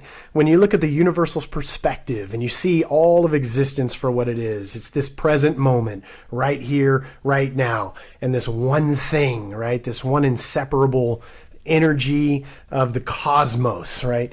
when you see that it's one process, because determinism, determinism or free will, either one of those concepts, presuppose separation. They presuppose two things, right? One determining another, or one being free, from this one, or something like that, right? So there's like this idea of separation in either of those concepts. Well, separation is an illusion. There is only existence. There is only this one energy in the form of all supposed things. We're all made up of the same stuff. We're the same existence. And so if we are one process, inseparable process that can't be separated out, right? It's all one thing. Then, I mean, that would be like asking, does the bottom of this mug determine the top, or does the top of the mug determine the bottom? Or does the bottom of this mug have free will, to choose if it's going to be, on the top of the mug or the bottom? Or it's one mug, right? So you'd have to presuppose some sort of like real separation within this mug to believe in either free will or determinism. So those, again, are beliefs and human concepts that when you see reality for what it is, one inseparable thing, one whole, interdependent whole, then both of those things just really lose their meaning completely, and you transcend those human concepts. So you say you transcend those human concepts. So can a human transcend? Well, the understanding, you can. It's not that. That's probably a bad word, and I'm glad you brought that up. It's not that you transcend those concepts. That's a good. I'm glad you pointed that out, because it's more that they just simply dissolve away. That's really what it is. They just dissolve away. Those concepts dissolve away, and they become irrelevant. They become meaningless. They just don't mean anything anymore. In light of the awareness of what reality is and what existence is. Okay, so I ask this one question. If someone determines something, right, above all else, does that mean that they know what the determinism is that they're speaking about? What do you mean? Give me an example. So let's say, I'm going to give you a big example. So let's say there's a God, right? And someone determines a God, that there is a God, right? Does that mean if they're going above their actual ascension, does that mean they're wrong or they're right? In your perspective, respectively. Say it again. Say it one more time. I just want to make sure I'm understanding you. Say it again. Okay, so if someone determines there is a God above themselves, right? Okay. Does that mean that they're right or they're wrong? Okay. Well, if they believe that there's a God above themselves, so that's really what you're asking. If they believe that there's a God, period, that created them, perhaps, or something like that, or that's, No, it don't have to be. Okay, let me put it. or that's determining things or whatever. Yeah. Okay. Is it wrong? Like, is it wrong meaning it's not true, or wrong morally wrong? Like, that it's not true? No, just based off what they feel. Just what they feel. Well, I mean, Emotionally. does it make it true? I really don't understand what you're asking, honestly. I'm trying to determine what you're asking. Does it make it true? Yeah, does it make it true? Oh, well, no, it doesn't make it true. No. Okay. Does it make it reality? Does it mean that it's real? I mean, you see those kinds of beliefs all over the place based on all kinds of experiences, readings, philosophies, upbringings, all kinds of stuff like that, right? So it doesn't make it the truth. In other words, it doesn't make it reality. So like if someone had a feeling that there was, a a whale, a blue whale, responsible for everything that goes on in this universe, and he's flying around in space or something like that, and they have a feeling about this. It obviously doesn't make it reality. Okay. Yeah. Makes sense. If I understand what you're asking. No. Yeah, no. I see what you're saying. Okay. Makes sense. Yeah. Yeah. So as far as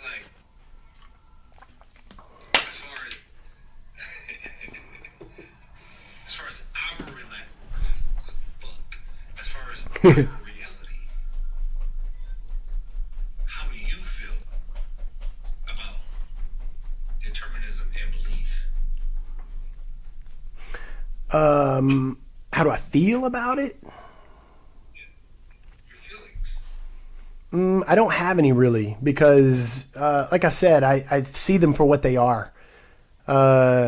Determinism, free will, all that kind of stuff. It really is irrelevant to me. It really is. So, I used to argue very strongly for determinism, and as a Christian, so for a lot of my Christian life, I believed in free will. And I was an Arminian, what they would call it. And then I went through this change. Arminian, yeah. And then I went through this change. Yeah, I went through this change and became like reformed in my theology, more Calvinistic, right? So, and I went to Westminster Theological Seminary, which is a Presbyterian Calvinist seminary and Reformed seminary, and they are on the side of determinism, right? So God basically determines all things and orchestrates all things and is sovereign over all things, and so I believed that. So both of those sides I argued very strongly at one point in my life, and breaking free of religion and those concepts now in my life, where I am on my path, is those concepts are irrelevant. Like neither of them is true because they're just human concepts. Yeah. Thank you, Vaughn. Yeah, I see what you're saying. So, Yeah.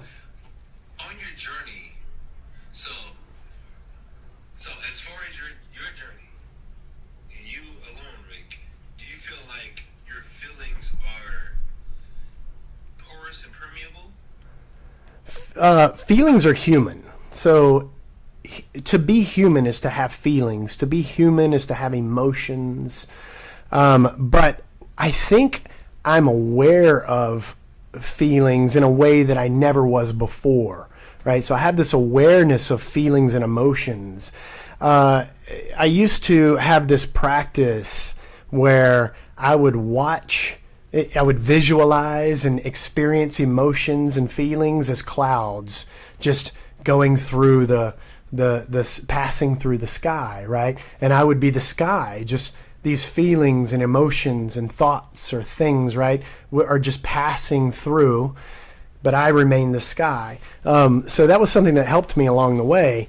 Now I'm aware of the emotions and the feelings. I feel them. I get sad. I get upset. I worry. I get mad. Whatever it is, right? The full range of emotions. But I have this understanding of those things that I've never had prior to, being in this place of awareness. Because now, like, I do recognize those for what they are. I have an awareness of those feelings, emotions, thoughts, almost as though I'm witnessing them in a sense. And I recognize them as happenings. They're just happenings. They're happenings. There's no controller of them. They're happenings of existence. They're happenings of the energy of the cosmos, just like everything else. My hand moving, getting angry. It's the same happening of existence, And so I see that, and I'm not as affected by those things. They are like clouds passing. They pass, they come, they go. They're like waves in the ocean. They rise and they fall. And I know that's what they are, and I see them for what they are. And I don't get trapped in them like I used to without this understanding. What many people, I think, get trapped by their emotions, and they dwell in their emotions because they don't see them for what they are. They're just waves. They come and they go. Watch them come, watch them go. Say hi to them. Oh, look, I'm angry. Okay, I see it. There it goes. Thank you, your mom. That's what's up, bro. That's the only question I wanted to ask, bro. I appreciate your comments. Dude, I appreciate you, man. Brother. Hey, you have a good night. Have a Yeah. good weekend, brother. Thank you, man. Thank you. Hey, I appreciate you so much, man. Hey, catch the waves, brother. All right, I will, man. Yes, sir. Good night, my friend. You too.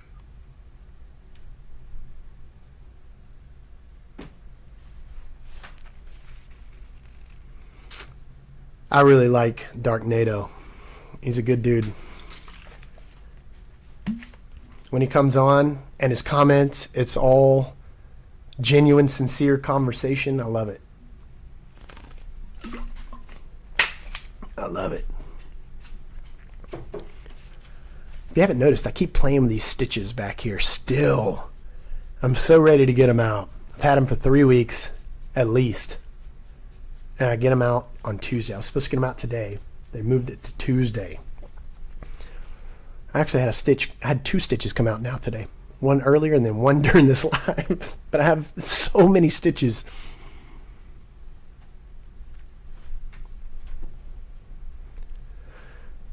Nice chill live tonight, right? I like it. I like it. That was a good conversation. Dark NATO. Sadness is a natural part of the human experience. It is, exactly. Yeah. Raw nirvana, it sure is. And you watch it come, you watch it go, you recognize it as a happening. It's a happening just like everything else. You don't judge it. There's nothing to judge. You don't have to judge sadness. And when you stop judging things like that is when they really do start to come and go with a lot less effort. It's an effortless coming and going.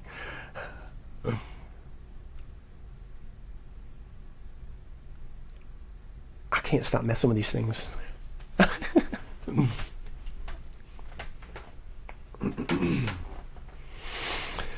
Oh, all right, let's see. So how was my connection when I had guests on?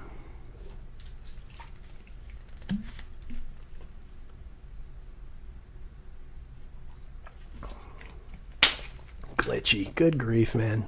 I wonder if I should hop off and hop back on. Yeah, notice without judgment. Exactly. Yes. Glitch. Maybe I should, I could hop off and connect to Wi-Fi and hop back on. I'm not going to be on much longer, honestly. Oh, you're having a storm there, Tasha? Talking slowly helps. Oh, okay. So the faster I go, the more it glitches. Yours was fine, William. Mine's was fine, but okay. I'm gonna plug my site again. Everybody go to rickquestionsthings.com. Come back with Wi-Fi. That's what I'm gonna do. That's what I'm gonna do.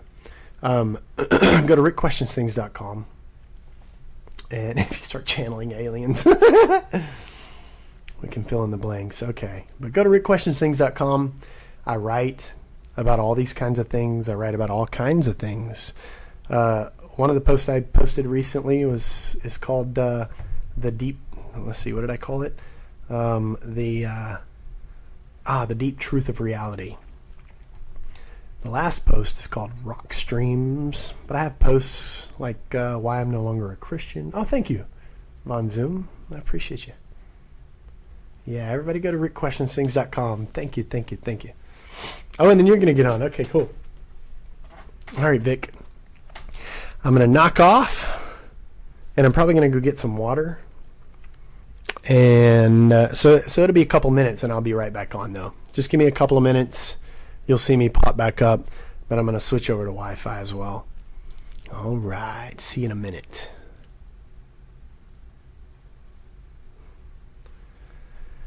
I guess I'll leave the I'm gonna leave the YouTube going. So YouTube stream's gonna keep going. I'm gonna go get some water. Take a couple of minutes here. I'm gonna connect to the Wi-Fi.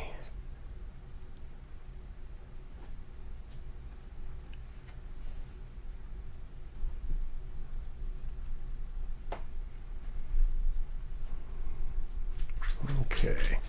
Astro. All right. Connected to Wi-Fi. I'll be back.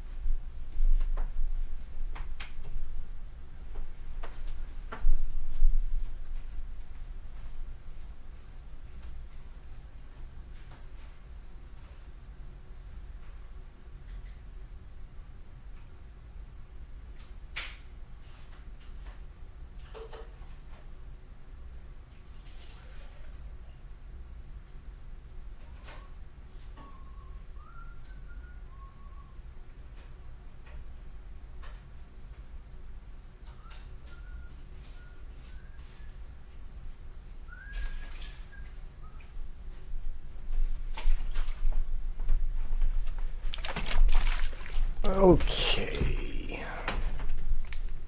YouTube's hanging in there.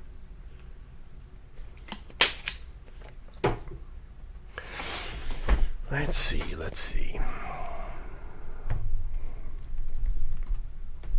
Oops.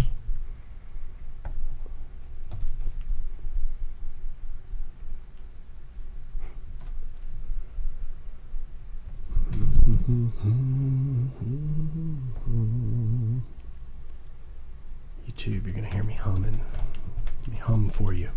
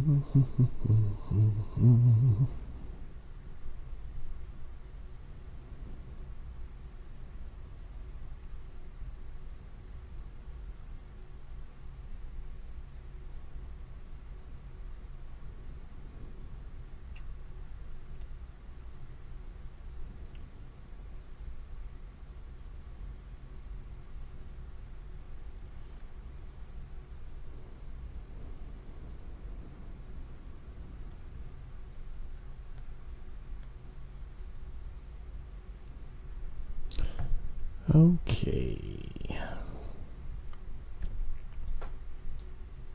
Let's see if the glitching stops.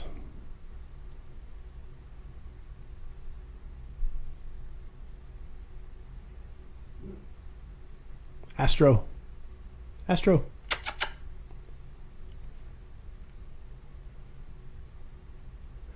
Right. Astro. He's barking. Come here, buddy.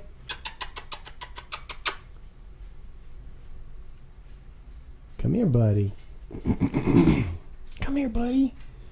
Why are you barking? Go live. Let's see if this helps. Maybe I won't glitch as much. What's the matter, buddy? What you barking at? What do you hear? What do you hear, buddy? You're gonna wake everybody up.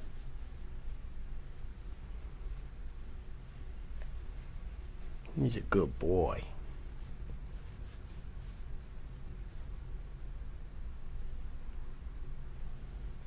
He's a good boy. Good Astro, buddy. All right, I'm back. Back for a short part 2. Bustin'. All right, made it back. Astro. Come here, buddy. Yes, sir. Who are you doing? It'll be a short part 2. Probably not going to be on for too much longer. All right. Ron Nirvana's here. Serge, what's up, dude? We were just asking about you earlier on the other live. Just asking about you.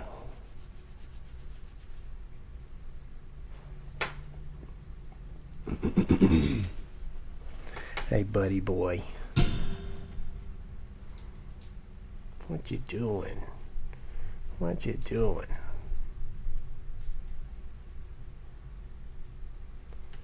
All right. Part 2.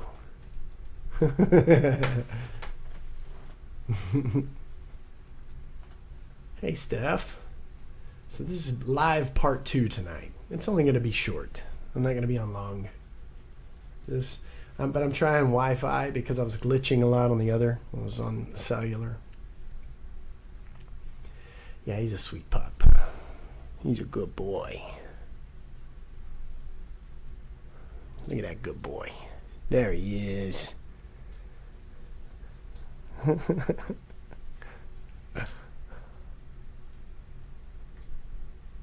Good, no glitching? Good.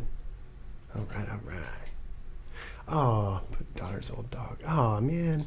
Yeah, my mother-in-law put an old dog to... Put her old dog down today, too. And my little boy was he was struggling understanding what was going on. You know, he's about to be 3. And he doesn't quite get it. He doesn't quite understand, you know. And we're back. Giving an overview. Oh, what's up, learning? Is your microphone hooked up to the computer? It is, yeah, because I'm streaming on YouTube as well. They trust us to make that determination for them. I know.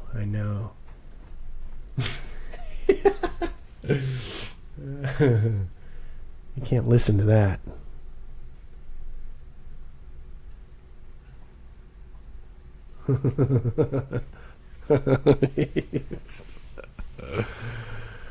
Let's see. Yeah, my microphone is hooked up to the computer. So I'm just going to be on for just a little while. All right, Vic, there you are. Hey, what's up? Can you hear me? Can you hear me? Yeah, now I can. Hey, now I can see you. What's up? How are you? Good. Good to see you, Vic. She probably thinks your voice is a person inside. In the house. If Astro hears your dog bark, he's gonna bark, and then they're just gonna go at each other through the phones. Nice. I just deep cleaned the entire house. Oh, I've man. been cleaning Really? Well, I'm about to send you a plane ticket so you can come do it here. I'm gonna charge by the hour. Vacation, what's up? Love a deep clean. Yeah, me too. And man, this dog, Astro, he sheds so bad. He really does shed so bad. And then we got this new rug that sheds worse than he does. So we're going to have to get rid of this new rug and get another one. How do you say that? Ron Nirvana? Yeah, Ron Nirvana. Yeah. Hello. Why let go of beliefs? Well, just because beliefs are irrelevant. You don't need to believe anything to be aware of this moment. And being present in this moment takes no belief. And belief is just a human construct. And what are you believing? You're believing either your own imagination or the beliefs of other human beings. Rather than walking your own path in this present moment, not believing anything, not having to believe anything. The only... Whose world news? That was funny. That's Surge. The only deep cleans I like, spiritual deep clean spray. That's Surge. Earlier, one of my friends sent me something by Jordan Peterson. It was titled "Clean Your Room," and he was talking about how like your external world is a representation of your internal world, and how it's like just bad mental all day, and then after the deep clean, I'm like, I feel good. I'm like, damn, it was true. I just need to clean the house. Yeah. It makes you feel chaotic and cluttered. Tasha, you guys are leaving? Okay, I'm really about to go too in a minute, Tasha. It's going to be uncommonly short for me tonight, but you're going to go hop off and eat this pizza. The storm is still glitching? Damn. Well, enjoy the pizza, Tasha and Austin. I love you guys so very much, and I'll see you guys very soon. We'll keep in touch for sure. But you're not going to miss much because I'm going to be gone here pretty soon too. I stayed up way too late last night. And then, Vic, I don't know if you heard, but, I went 33 days without drinking. And, Awesome. yeah. And then we had a teacher party today because, to kick off spring break. And I was like, yeah, why not? I'm going to go ahead and have several drinks. And my tolerance is not what it used to be. I know. I enjoyed it. I enjoyed not drinking, man. So, I'm not going to drink as much. It's not I think it's bad or wrong, but I do think there's like a health aspect to it and a mental aspect. There's a lot more clarity. Yeah. 100%. Got lit. I think that Accept my one day invite. you should challenge yourself one day to go at least 3-4 months because Yeah. 3-4 months was around the time when I felt that fog like clear from my head. And Yeah. that is what made me be like, oh, I'm not gonna drink again. Yeah, Because that's awesome. it's thank just you, a new Vengeance. mental clarity. Yeah. Thank you, Vengeance. I was going to tell Tasha, Ron Nirvana said, Tasha, your art is incredible. Exactly. Go to Tasha's art page. It's iawaken.com, and it's amazing. You can find it on my website. If you go to rickquestions.com, go to Friends and Supporters under recommendations, and you can find our website there. Oh, man, Vic, I need to put your... You know what? Actually, I was going to go put your website on my site, and it didn't work the other day. I didn't know if you still had it. I know you still have you're still doing your visuals and all that kind of stuff, but... Uh-oh. Oh, there you are. I'll look real quick. Yeah.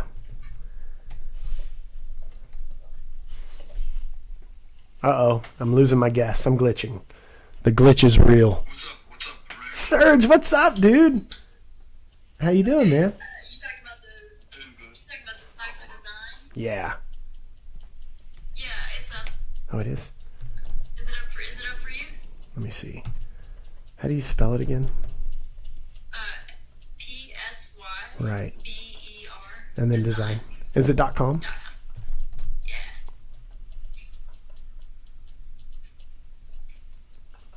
Oh, there it is. Yeah. Yeah. Okay. It may have been just that day. Because you know what I did? I clicked on the link, whatever the link was on Facebook. I clicked on it, and then I was going to add that link to my website, and I couldn't get it to work. But Okay, I'm going to add this to my website.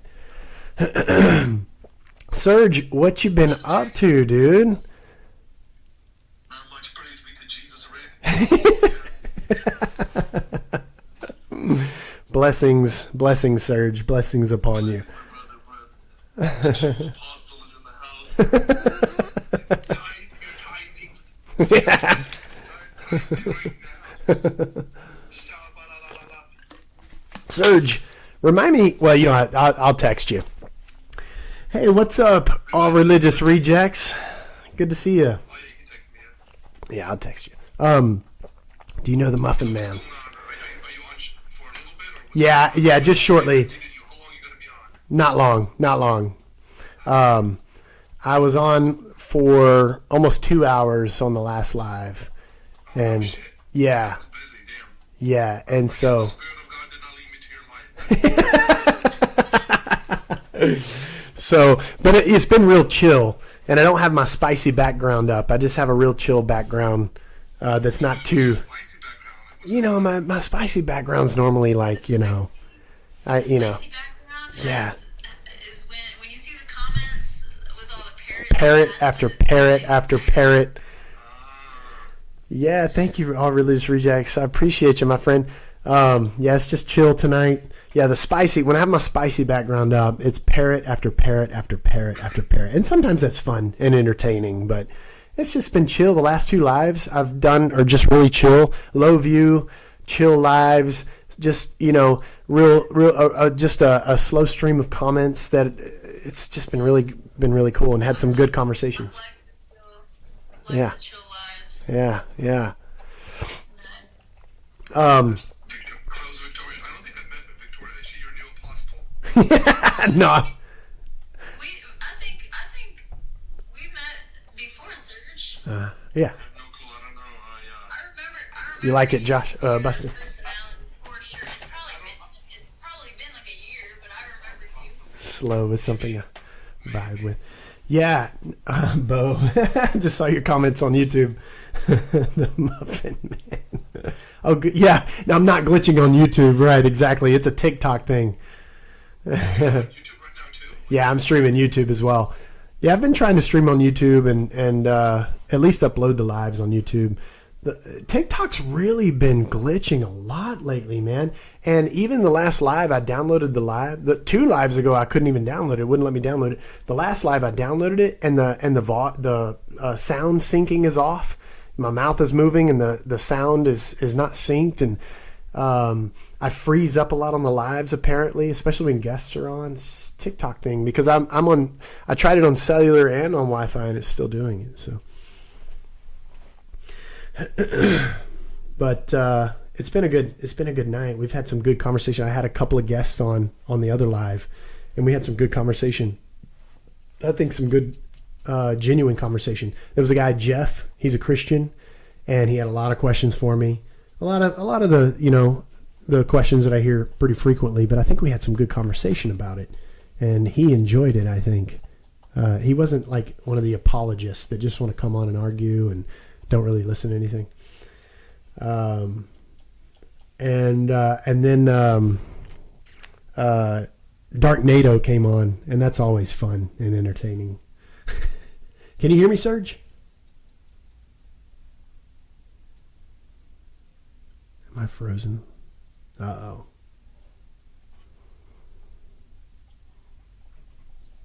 Alhamdulillah, I'm back. I thought I was frozen. I thought the whole thing was frozen. No, you're not. You're not. Not in the spiritual realm, you're not.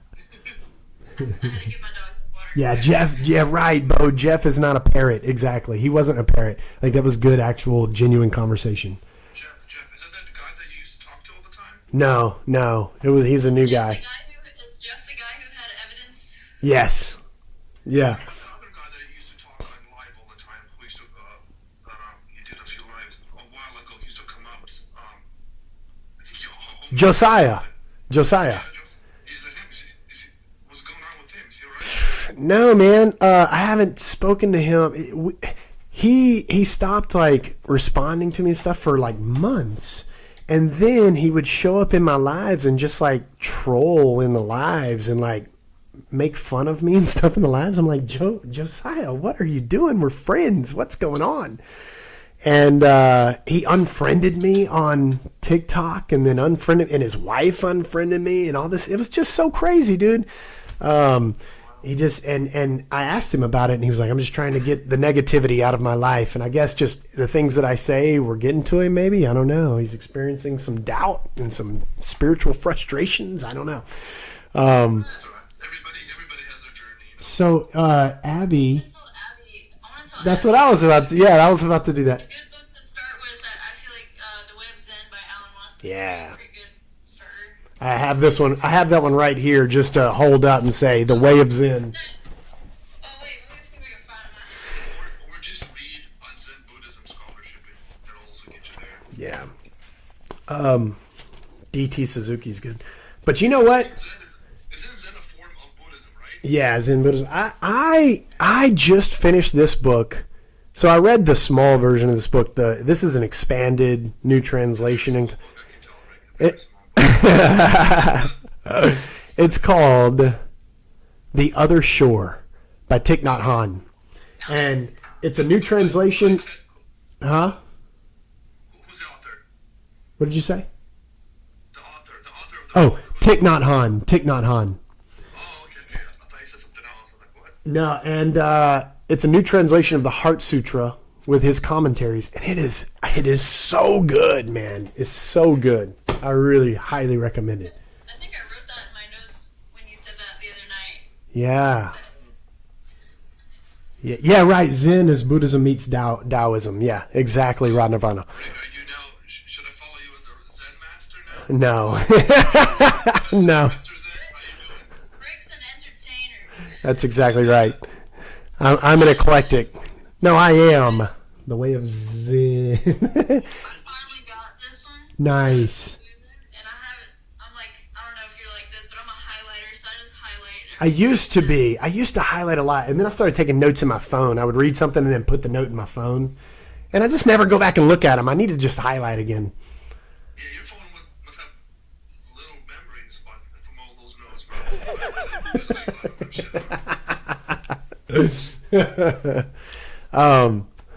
Rick, the Zen guru, both says. Exactly. the Zen guru. The Zen master. No, Rick, I simply. you have a shirt. It's all. A shirt that, What? I said, create a shirt. Is it in you, Zen?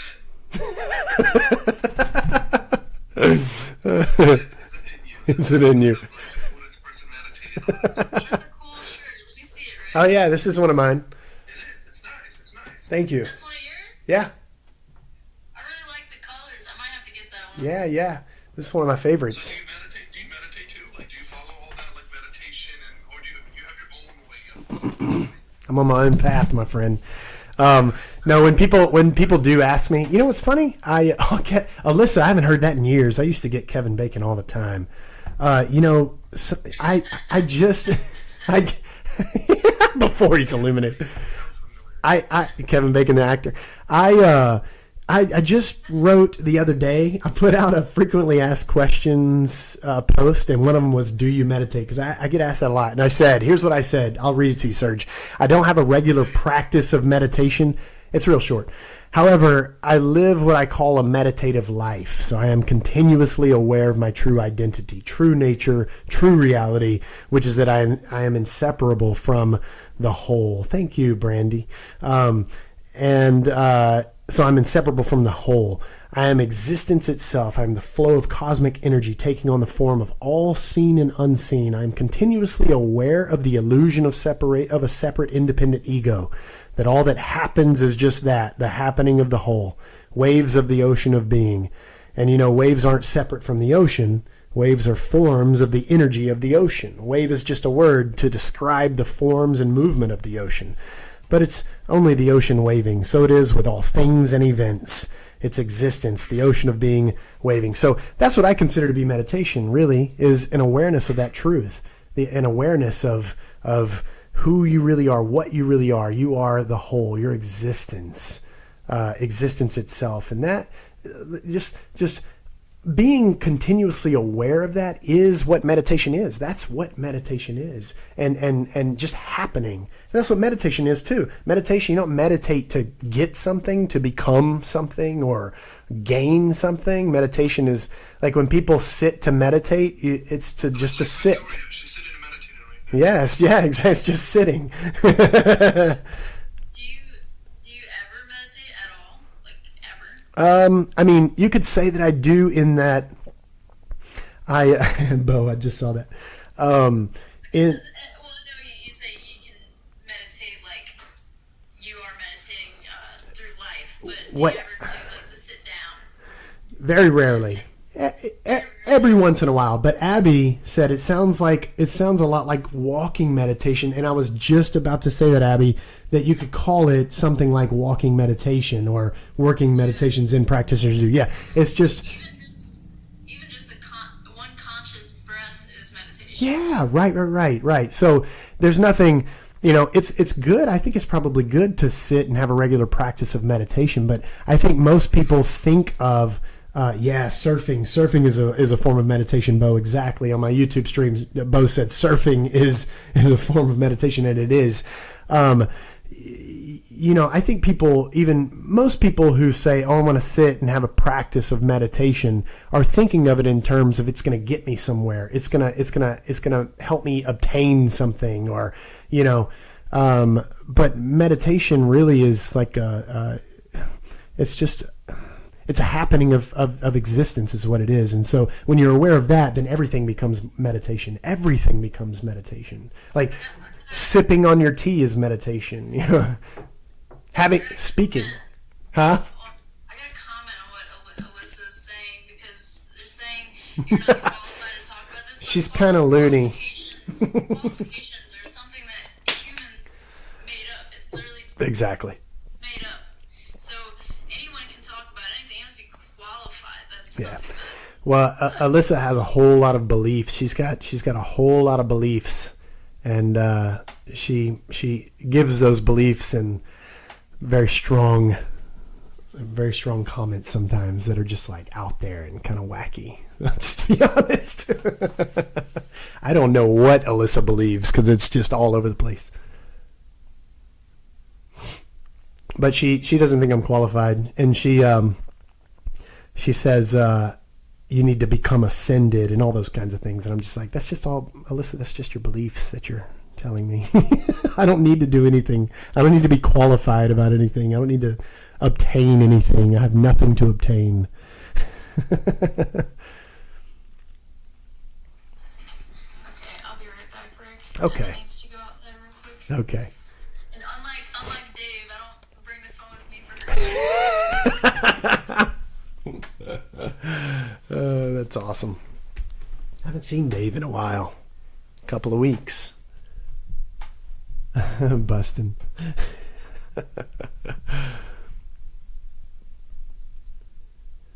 Where'd Serge go? You gotta sit under the Bodhi tree for 7 years first before you can have an opinion. Right, Abby? Exactly. That's how you become qualified. Yeah.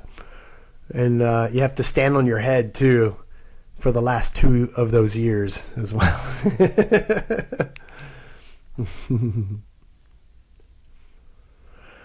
Oh, as soon as Vic comes back, I'm probably getting out of here. Step 1, find a Bodhi tree. Right. Yeah, good luck. Step 1, find a Bodhi tree. Step 2, learn to stand on your head. If Alyssa's still here, I'd love to hear what would make someone qualified.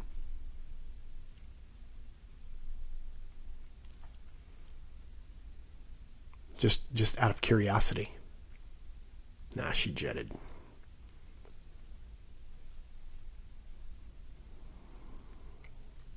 Serge, where'd you go?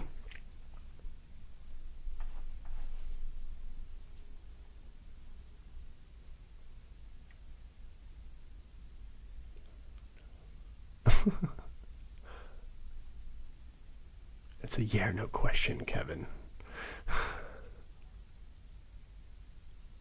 Oh man, busted! I just saw that comment about the parrot shirt. I'm so beat, going to sleep hard. I know, me too. I stayed up so late last night, and then today's been so long. Am I frozen? Is Surge frozen? Where'd you go, Surge?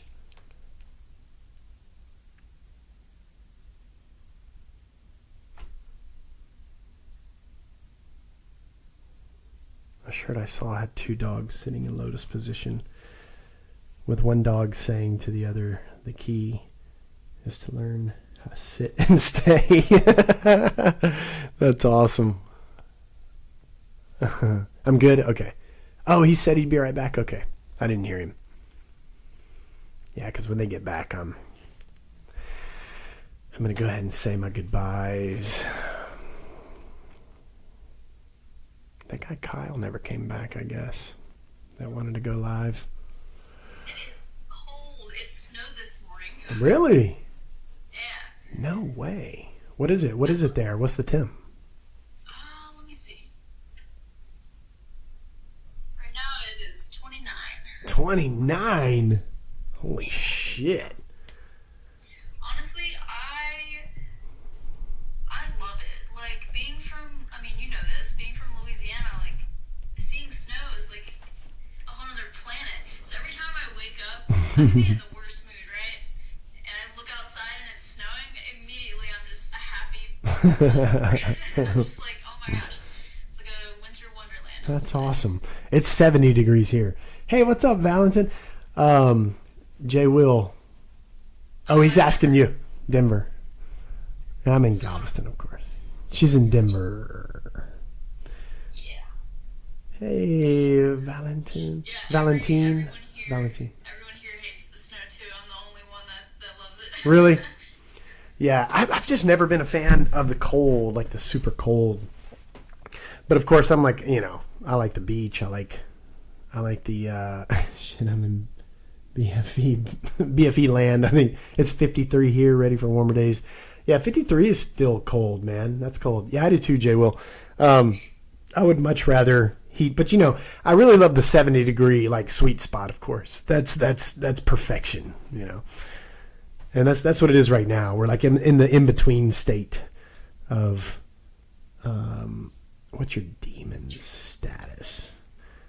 What does that mean? My demon status. Well, I sometimes don't like the cold, but I think I like to live somewhere where there's 4 seasons.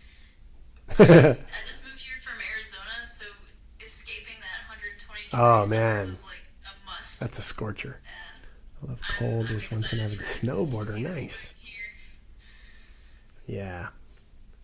Detest the heat. Well, gee, number 3 seasons. What? Oh, no. 3 seasons? Demon status epic. Bo says my demon status is epic. It's Sam. Snowtown. 3 seasons at most. Yeah. Oh man, Vic. Yeah, I'm gonna knock off here in just a second. I'm tired and I'm getting hungry. Yeah, I did about 2 hours of live earlier on the first live, and then everything was just glitching, so I switched over to this one, and I'm losing it. Super random. Do you eat salmon? Do you like salmon? Yeah, I love salmon. Because I haven't had beef, chicken, or pork in I don't even know how long. It's been over a decade. I don't eat, I don't eat pork or beef. Yeah, but... I do eat chicken, but I Oh, do only you? eat chicken 1 week out of the month. Do you? I love salmon, though. Love salmon. But salmon, I did this thing earlier tonight where when I was done cooking the salmon, I took the skin and cut the skin into pieces and put some salmon rub seasoning on it and put it in the oven and made salmon skin chips, and they were so good. Really? Damn, that sounds good. Wow. So good. And apparently it has the best nutrition in the skin. Come So, on. No way. yeah, just Oh, put yeah. them in the air fryer or something, make them into chips. Oh, I'm going to have to try that. Yeah, I'm going to have to try that for sure. So I just found you today. I'm sure you've answered this before, but how was that conversion from evangelical to some kind of... But well, I'm not a Buddhist. I'm really not. We were joking about that, but I have been... I've journeyed through those philosophies and loved them. I love Zen Buddhism. I love Taoism. I love the non-duality philosophies and ways. I just love it. But I'm not one particular thing. I don't label myself. But leaving Christianity to a more non-dual philosophy, that was a journey. That was a process. But I intellectually left Christianity first, right? So I was intellectually convinced that Christianity isn't true. So I left Christianity, left ministry, because I was actually a pastor for several years, went to seminary and all that. And then it was just a path. Walking with, I discovered Alan Watts. Alan Watts is he was a huge influence for me. So walking with Alan Watts, so to speak, for many, many years, and then diving into non-dual philosophies like Advaita Vedanta, reading Sri Nisargadatta Maharaj and just their take on life and reality and experience, reading Taoism and Zen Buddhism, D.T. Suzuki, people like that. I feel like there's like some people view Buddhism as a religion, and then there's those that view it as a philosophy. Yeah. Right, exactly. I feel like you and I view it as a philosophy. Yes, for sure. Yeah, definitely. I was laughing because I saw Jay Will. I encourage you to stop going dry, eat, drink, and be merry. Yeah, that's exactly right, though. I met Ari in a live a couple nights ago, and she lives in Denver. Oh, wow, that's cool. Very cool. That's awesome. So are you guys going to get together and hang out, or? Yeah. Nice. It's snowing. Yeah, really. Go get some coffee. Exactly. That's Serge. I actually can't drink coffee. No? Oh. Bad acid reflux. Yeah. That's right. It is acidic. Coffee is very acidic. It is. It really is. Go get some. Maybe you Go can get some. coffee. Go get some really expensive water. Yes, smart water, right? Honestly, I just drink water every day, and I've been having just water and like sometimes tea for the past That's a good choice. 3-4 years. And I don't know. You just kind of get used to it. You don't Yeah. really. I don't crave soft drinks. I don't crave alcohol anymore. I Yeah. don't crave anything. And I wanted to comment on what Jay Will said earlier about not going dry. It's like there's actually a level of married, like feeling married, when you're not doing that stuff. I feel good. Yeah. Not drinking and like not eating pork and all that. Yeah. You don't eat pork too?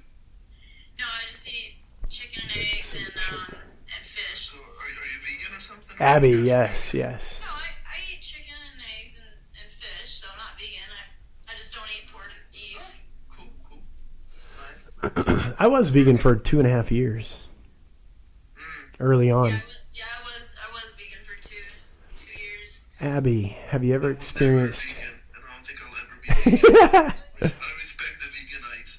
Have I you? noticed, one of the reasons I'd gone vegan was for health reasons, and I have 2 stomach diseases that I thought would get better, but going vegan made them worse. Like All right, Bustin. 10 times worse.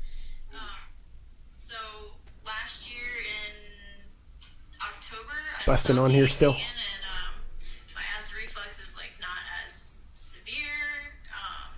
I don't know. Vegan I for a was day. listening to this guy who studies minerals and whatnot. He was saying that the minerals and nutrients that your body needs is dependent upon what your maternal grandmother was eating when she was pregnant with your mother.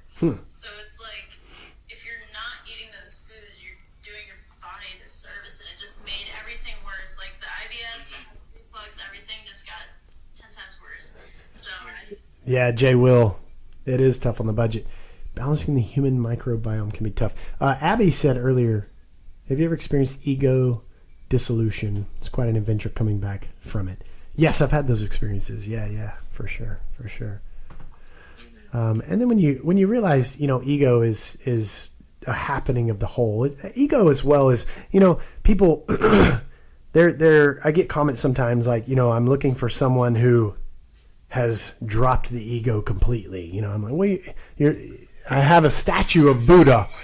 I have a statue of Buddha outside of my door. I'll give him to you if that's what you're looking for, because when you realize that ego is just a happening of the whole, just like a thought, just like a movement, and you recognize it for what it is, then that the illusion that it's a separate entity goes away. And that's really what ego dissolution is, really, though. Is huh? Oh, bye, dude. Gotta go now. Come up sometime with the good. But huh? Everyone's going to sleep I know. earlier than usual tonight. Oh, you too, Valentine. Have a good night. Good to see you. Ego is a normal part of all humans. Right. Of course, there's, It's a happening. if you take it to the extreme, it can be bad. But it's a That's normal right. part. You're not gonna get rid of that. You can have an awareness of what it is, right? Well, you can just be like, not to be. I don't know. Everybody's egocentric to an extent. Everybody. Yeah. is. Well, the thing about, Themselves. but I think about. Oh, I'm going to the bar, Jay Wilson. These talks, you might need a glass of beer. That's awesome. I was tempted to go to the bar tonight after the teacher party. No. I don't drink anymore. Sober. Yeah. Well, I never really been like. Bo has to be up. He's at work. No, but what I was going to say is ego is just it's a product of several streams. It's of so many different streams of things. It's not a solid entity separate from anything else.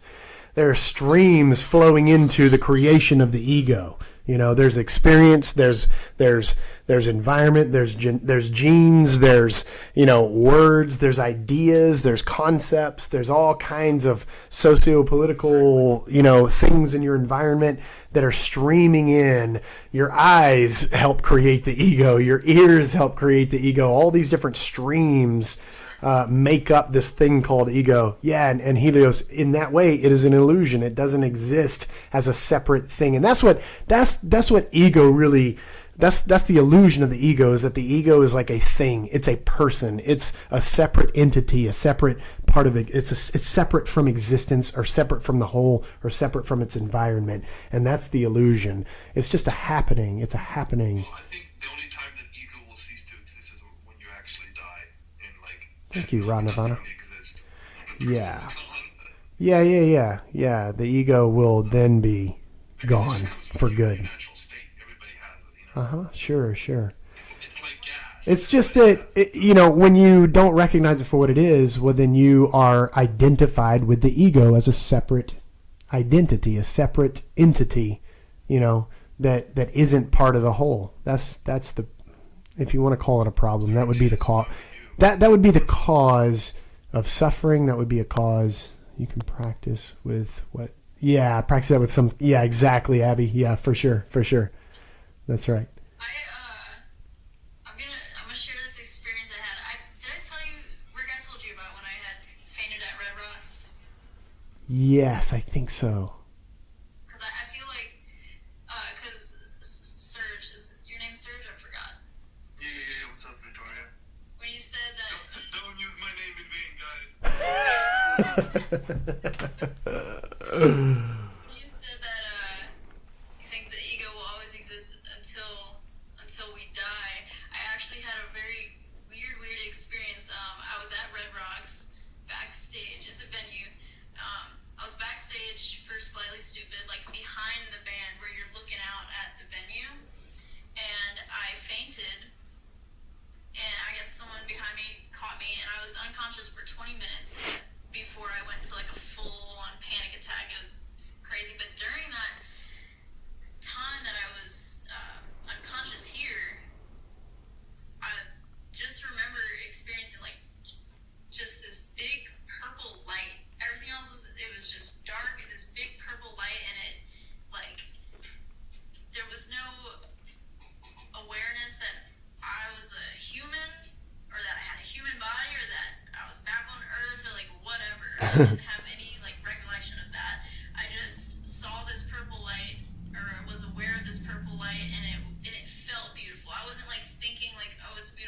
You Yeah. could just feel it. And Uh-huh. it felt like love.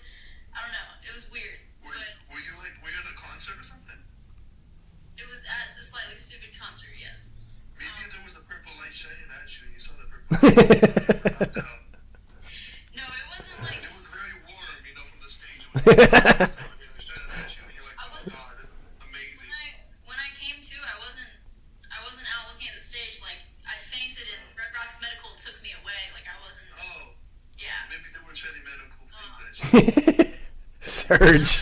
I'm just fucking with you. He's joking.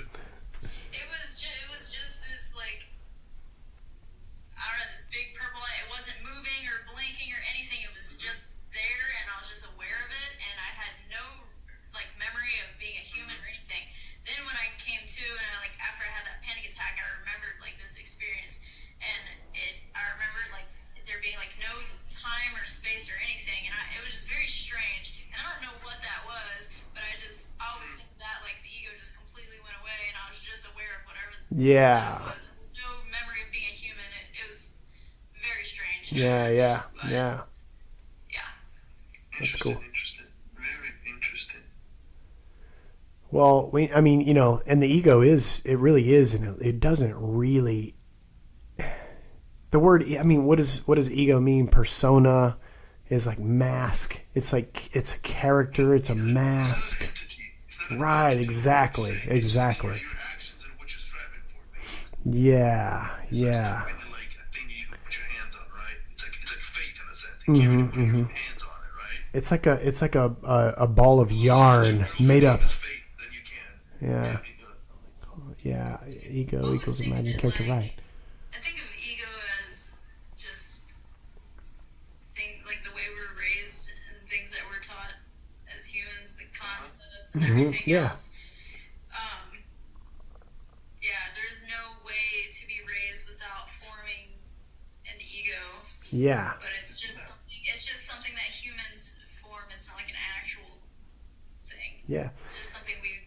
And if you can recognize that, and you see all the different streams pouring into the creation of the ego, you see that it's not a thing. It's an illusion. It's not a separate entity. It doesn't have its own existence. It's an illusion. It's the product of so many different streams and parts that create it. Another thing that humans label. Avatar. Because apparently we like to label everything. Exactly. All right, guys. I got to get some sleep. All right. I've been fading for a long time. Even Jesus Rick needs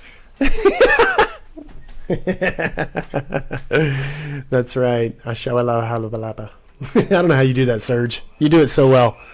It sounds so good when you do it. Do it again. Well, just shut up.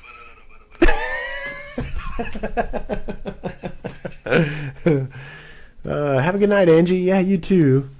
Only cause and effect equal. All right, Rick, Victoria, nice talking to you. You too, Serge. Good to hear from you, dude.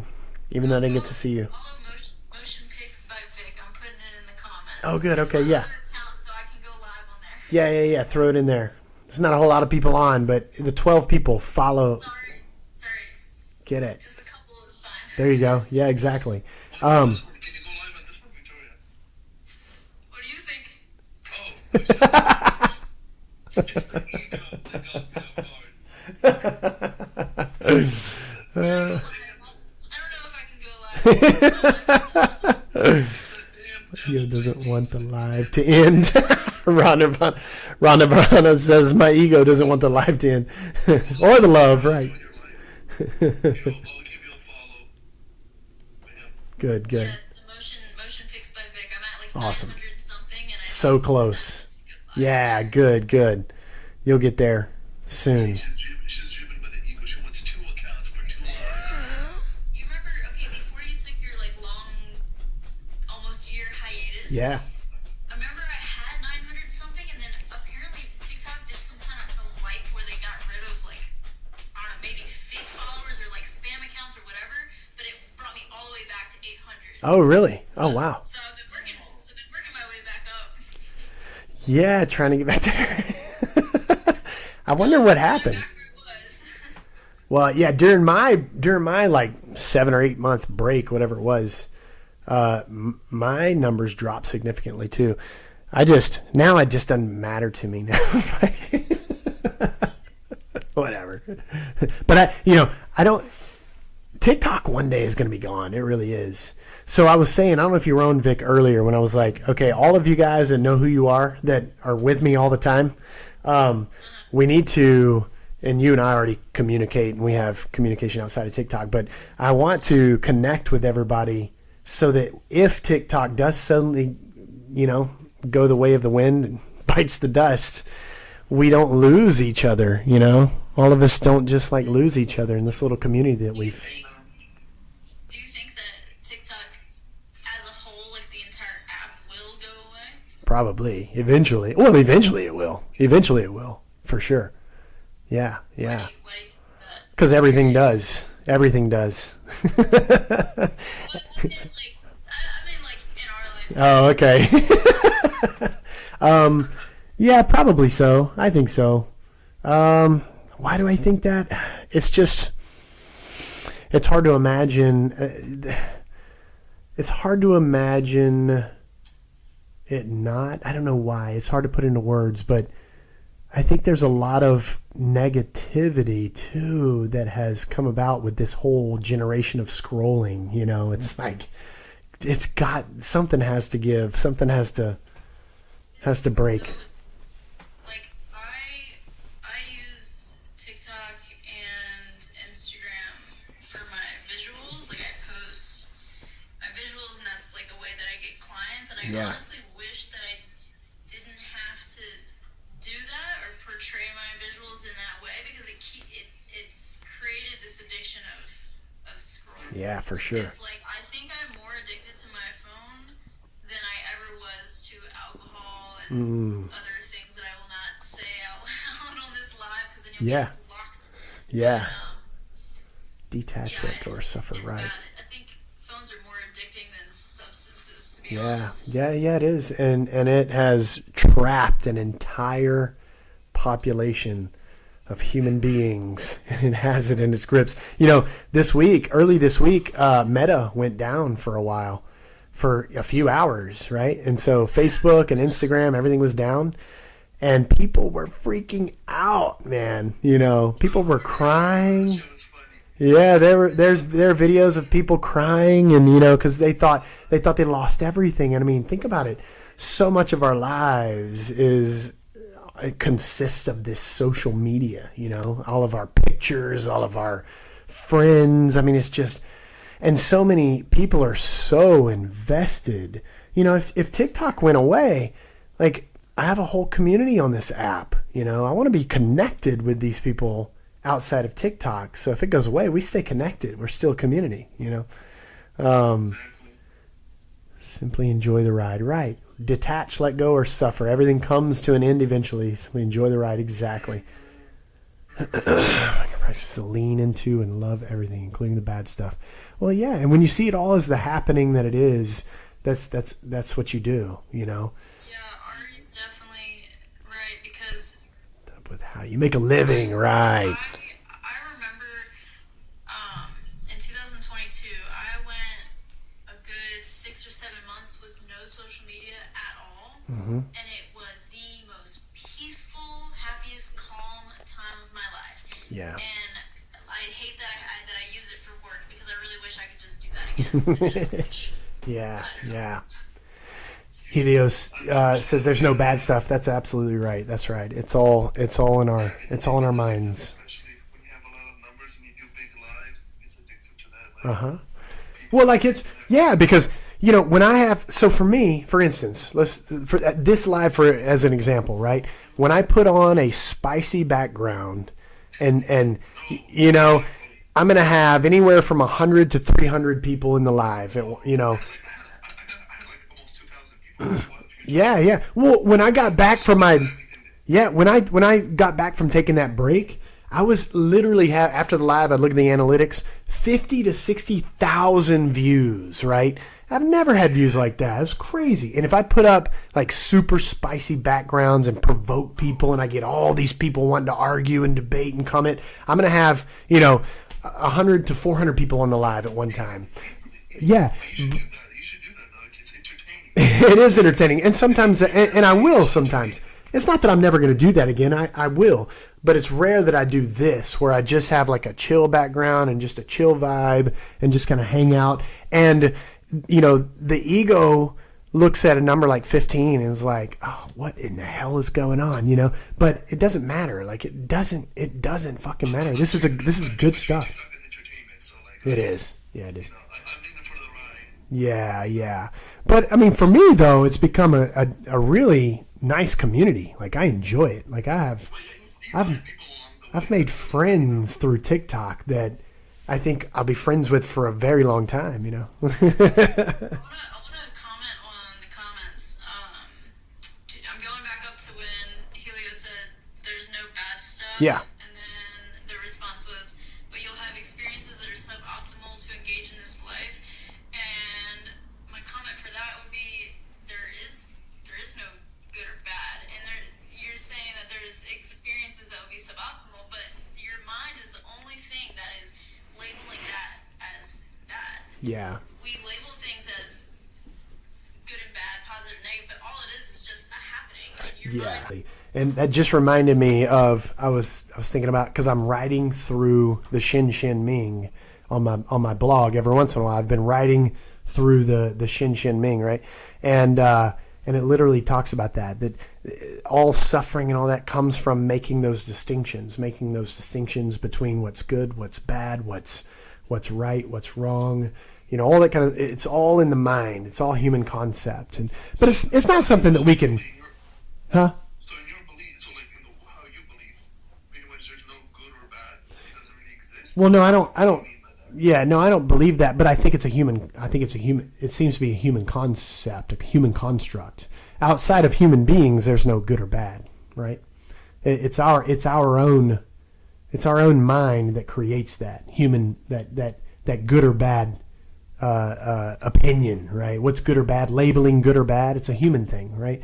When we But don't you think some things have to be labeled? Like there are some like important things, you know, sort of like you know, the exit sign above the door, the fire extinguisher, or you know the. I don't think anybody would say that's good or bad, you know. But when you're talking about morality, though, that's really where the conversation comes in, and you know, it's all relative to the time and place in which you find yourself, obviously, right? Ron Nirvana said it sounds great until you're physically fatigued and have to take care of dependents, for example. I would suggest you definitely look up. So I don't know if you've ever heard of Eckhart Tolle, but his wife Kim talks a lot about the pain body, and I experience chronic pain. I'm in pain right now, but Kim Eckart's wife, she, because I did their retreat, she goes in depth. You can find videos on YouTube, but she talks about the pain body, and it's very helpful. Definitely, I'm not really good at explaining that kind of stuff, but she's pretty good at that. Bo says morality is a cultural concept. Exactly, it's a sociocultural historical concept. It just varies throughout culture and time, right? So what do you mean by morality? Like, I mean. Yeah, well, what most people. I know it varies, but like. Yeah. Don't you think society should have some kind of a morality, or do you think it should be just, you know, you do it at your own risk type of thing? I don't think there's a should or shouldn't about it. I think it just happens. It just is. It just does, right? So you find it. I'm just saying things happen. I understand. Yeah. I don't think it should or shouldn't. I don't think there's a should or shouldn't to it. What I mean is the morality, the law of morality in itself, should it exist in a society, or should it just be like everybody is out for their own free will and there's really no consequence for anything? I think those are two different happenings. That's it. I don't think there's a. They are different, but they kind of interlink with each other. If there's a morality issue, then somebody gets in trouble for something. Mm-hmm. I don't know, let's say theft or murder. Yeah, sure. I mean, yeah, it's happened. I understand it happened in a place at a time, but Well, I'm not talking about the things happening. I'm talking about the concepts are happening. So, you know, if whatever we hear where we are in this time and culture in place, consider to be right or wrong or good or bad. You can go to some other place in this exact same time, and they'll have a different view of it, right? Perhaps. Maybe it's how to, I don't know. I mean, you could bring up so many different examples. Maybe having to do with treatment of women, perhaps. Okay, let's say that, because there are still religiously motivated governments that or treatment of women or homosexuals, right? Or homosexuality, where those kinds of things are seen as evil and bad, and women are viewed as less than and are treated differently, right? Here we have a little different. We have more of a different opinion on those things, right? A different moral framework, or so it depends on where you are. And if you were in the culture that sees things differently, you're in that time and place, well, you would see it that way as well. So it really depends on where you are, when you are, how you see the world. And it's not that it should be this way or that. There's no ultimate should be this or that, or should we have laws or should we not. You're going to have laws and you're not going to have laws. It just depends on when and where you are. Yeah, but do you think in this scenario, do you think like having laws, is it a good thing, or you should be like, well, Where I am in my, yeah. Okay, think about it like this. So let's say you have an issue, you go to a court, whatever the issue is. Mm-hmm. Let's say a woman gets domestically abused. She goes to the court, and then all the judge says, well, it's a happening. It's a happening here and now. It happened. No, that's not what I'm saying. We agree with it. Yeah, no, I think we're talking about two different things. Yeah, we're talking about. It's something different. It's No. We're talking on two different things. So I'm saying it's not going to a court and the judge saying that what happened is a happening. We have laws, rules. You go to court, there's going to be a judgment because there are laws that are broken. That whole system is a happening, is what I mean. Not like, yeah. And so you go to, let's say you go to maybe an Islamic fundamentalist Islamic country, and you go to court for being gay. That's another moral system. You're right. So that's that whole system.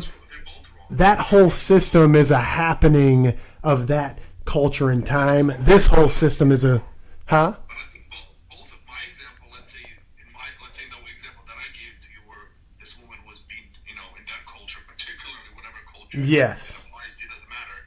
But let's say that culture, a judge said like, yeah, it's a happening. She got domestically abused, or in the other culture says, well, he's, they're a certain type of homosexuality or whatever, and it's a happening, and it's our culture. No, Serge, you're confusing what I'm saying. No, I'm not saying the judge is going to say it's a happening. I'm saying the whole system is a happening. The whole system, right? The whole framework of morality is a happening. Is what I'm saying. But then it's a wrong perspective of morality then, because it's harming a human being, right? Like that's. Yeah. Okay, let me ask you, sir. Let me ask it this way: if you were, let's say you were living 1,500 years ago in Jerusalem, right? And they were bringing out someone who has been discovered as a homosexual, and they were going to stone him to death. Would you not probably feel that was the right thing to do at the time? Well, I think at that time it depends on my views, but I think that's what I'm saying. It's relative. It was probably not good. Yeah, because it was those places like other places. That's exactly what I'm saying. That's exactly. Yeah, that's exactly my point. That's all I'm saying. A lot to do with location and time period for sure. Yeah, that was my point, Serge. I agree with that, but I'm just saying, Yeah. Some people develop quicker than others. Some civilizations develop out of it, and other people stay in it. But you can, I cannot look with my eyes 1,000 years ago and be like, yo, it's wrong, because even if I. Yeah, because you were culturally. Yeah, you're historically culturally conditioned to see the world as you do right now is what I'm saying. Well, yeah, I mean, in a sense, we progress in human rights and whether back then Right. most people. And I mean the whole idea of progress, but the whole idea of progress, you think it's progress. And I'm not arguing against it. I'm not. I'm just showing you that your whole idea of it being progress, we've been progressing. I'm not saying it's not, but I'm saying that whole idea is also culturally contexted. I mean, you see it as progress because of where you are in time and place. Well, because I'm in this culture, yeah. That's what I'm saying. Exactly. That's exactly what I'm saying. Progress, 100%. Right. I agree with that. I'm not Yeah. disagreeing with that. Yeah. That's what I was saying. I think I think you were misunderstanding me and Maybe I was. I'm not arguing. I'm trying to pick your brains out a little bit. yeah. No, I think you were misunderstanding what I was saying. I really do. This is super random, but so Rick, I don't know if I told you, but I have chickens and ducks in the backyard now, like where I live. So we get fresh eggs every week, and look at the difference between here's a chicken egg. The Look at duck egg's huge. Yeah. That's crazy. There's no really eggs. It's just like one thing happened and tomorrow they'll be gone.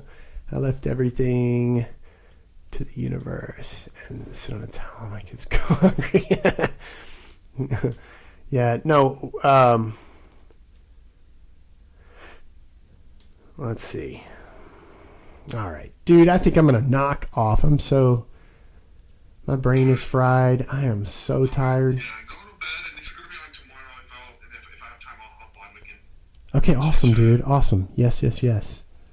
Vic, I'm taking off. Victoria, you have a wonderful night, and remember, everything is happening, even this live. We're happening. It is. I mean, it's true. Oh, good night, Rick. Hey, Rick, shoot me a text. Okay, I will. All right. Serge, I love you, dude. Oh yeah, dude, it was good to chat. Yeah, for sure. Jet, what's up, man? You still here? Good. Good night, dude. I'll see you soon. I may go live tomorrow. We'll see. But if not, I'll probably. Oh, Serge, not. Huh? I might. It depends. It depends on what's going on. If not, it'll be like probably Tuesday, my next live. But I'll be live soon again. Maybe tomorrow. I won't go live Sunday probably, but I will go live maybe tomorrow, and for sure probably either Monday or Tuesday. I'm going to be on spring break, so I'll go live a couple times next week, hopefully. Nice. Yeah. I'm on spring break forever. Nice. Good night, Bo. I love you, my friend. Huh? I think I'm gonna go see Dune 2 tomorrow. Oh, nice.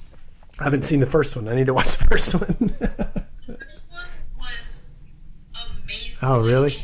Incredible. And apparently Dune 2 is like 10 times better than the original, which I didn't think was possible. So I'm like, Oh, wow. okay, I need to go see this. Yeah, I need to watch the first one. Bo, I love you, my friend. Thank you for being here, as always. All right, Vic, I love you. Love you too, man. I'll text you. Everybody, Jet, everybody that's still on here, Helios, Ra Nirvana, I love you guys. Good to see you. Okay, see you, Vic. I appreciate you guys, all of you, so much. Ari, new friend. A friend of Vic's is a friend of mine. All right, guys. Well, I'll see you maybe tomorrow, but if not, then Monday or Tuesday. Maybe a spicy background next time. We'll see. Maybe not. This chill live is pretty cool too. All right, love you guys. Good night. Bo, I love you, my friend. I will see you very soon. Very soon. I appreciate you so much. Good night.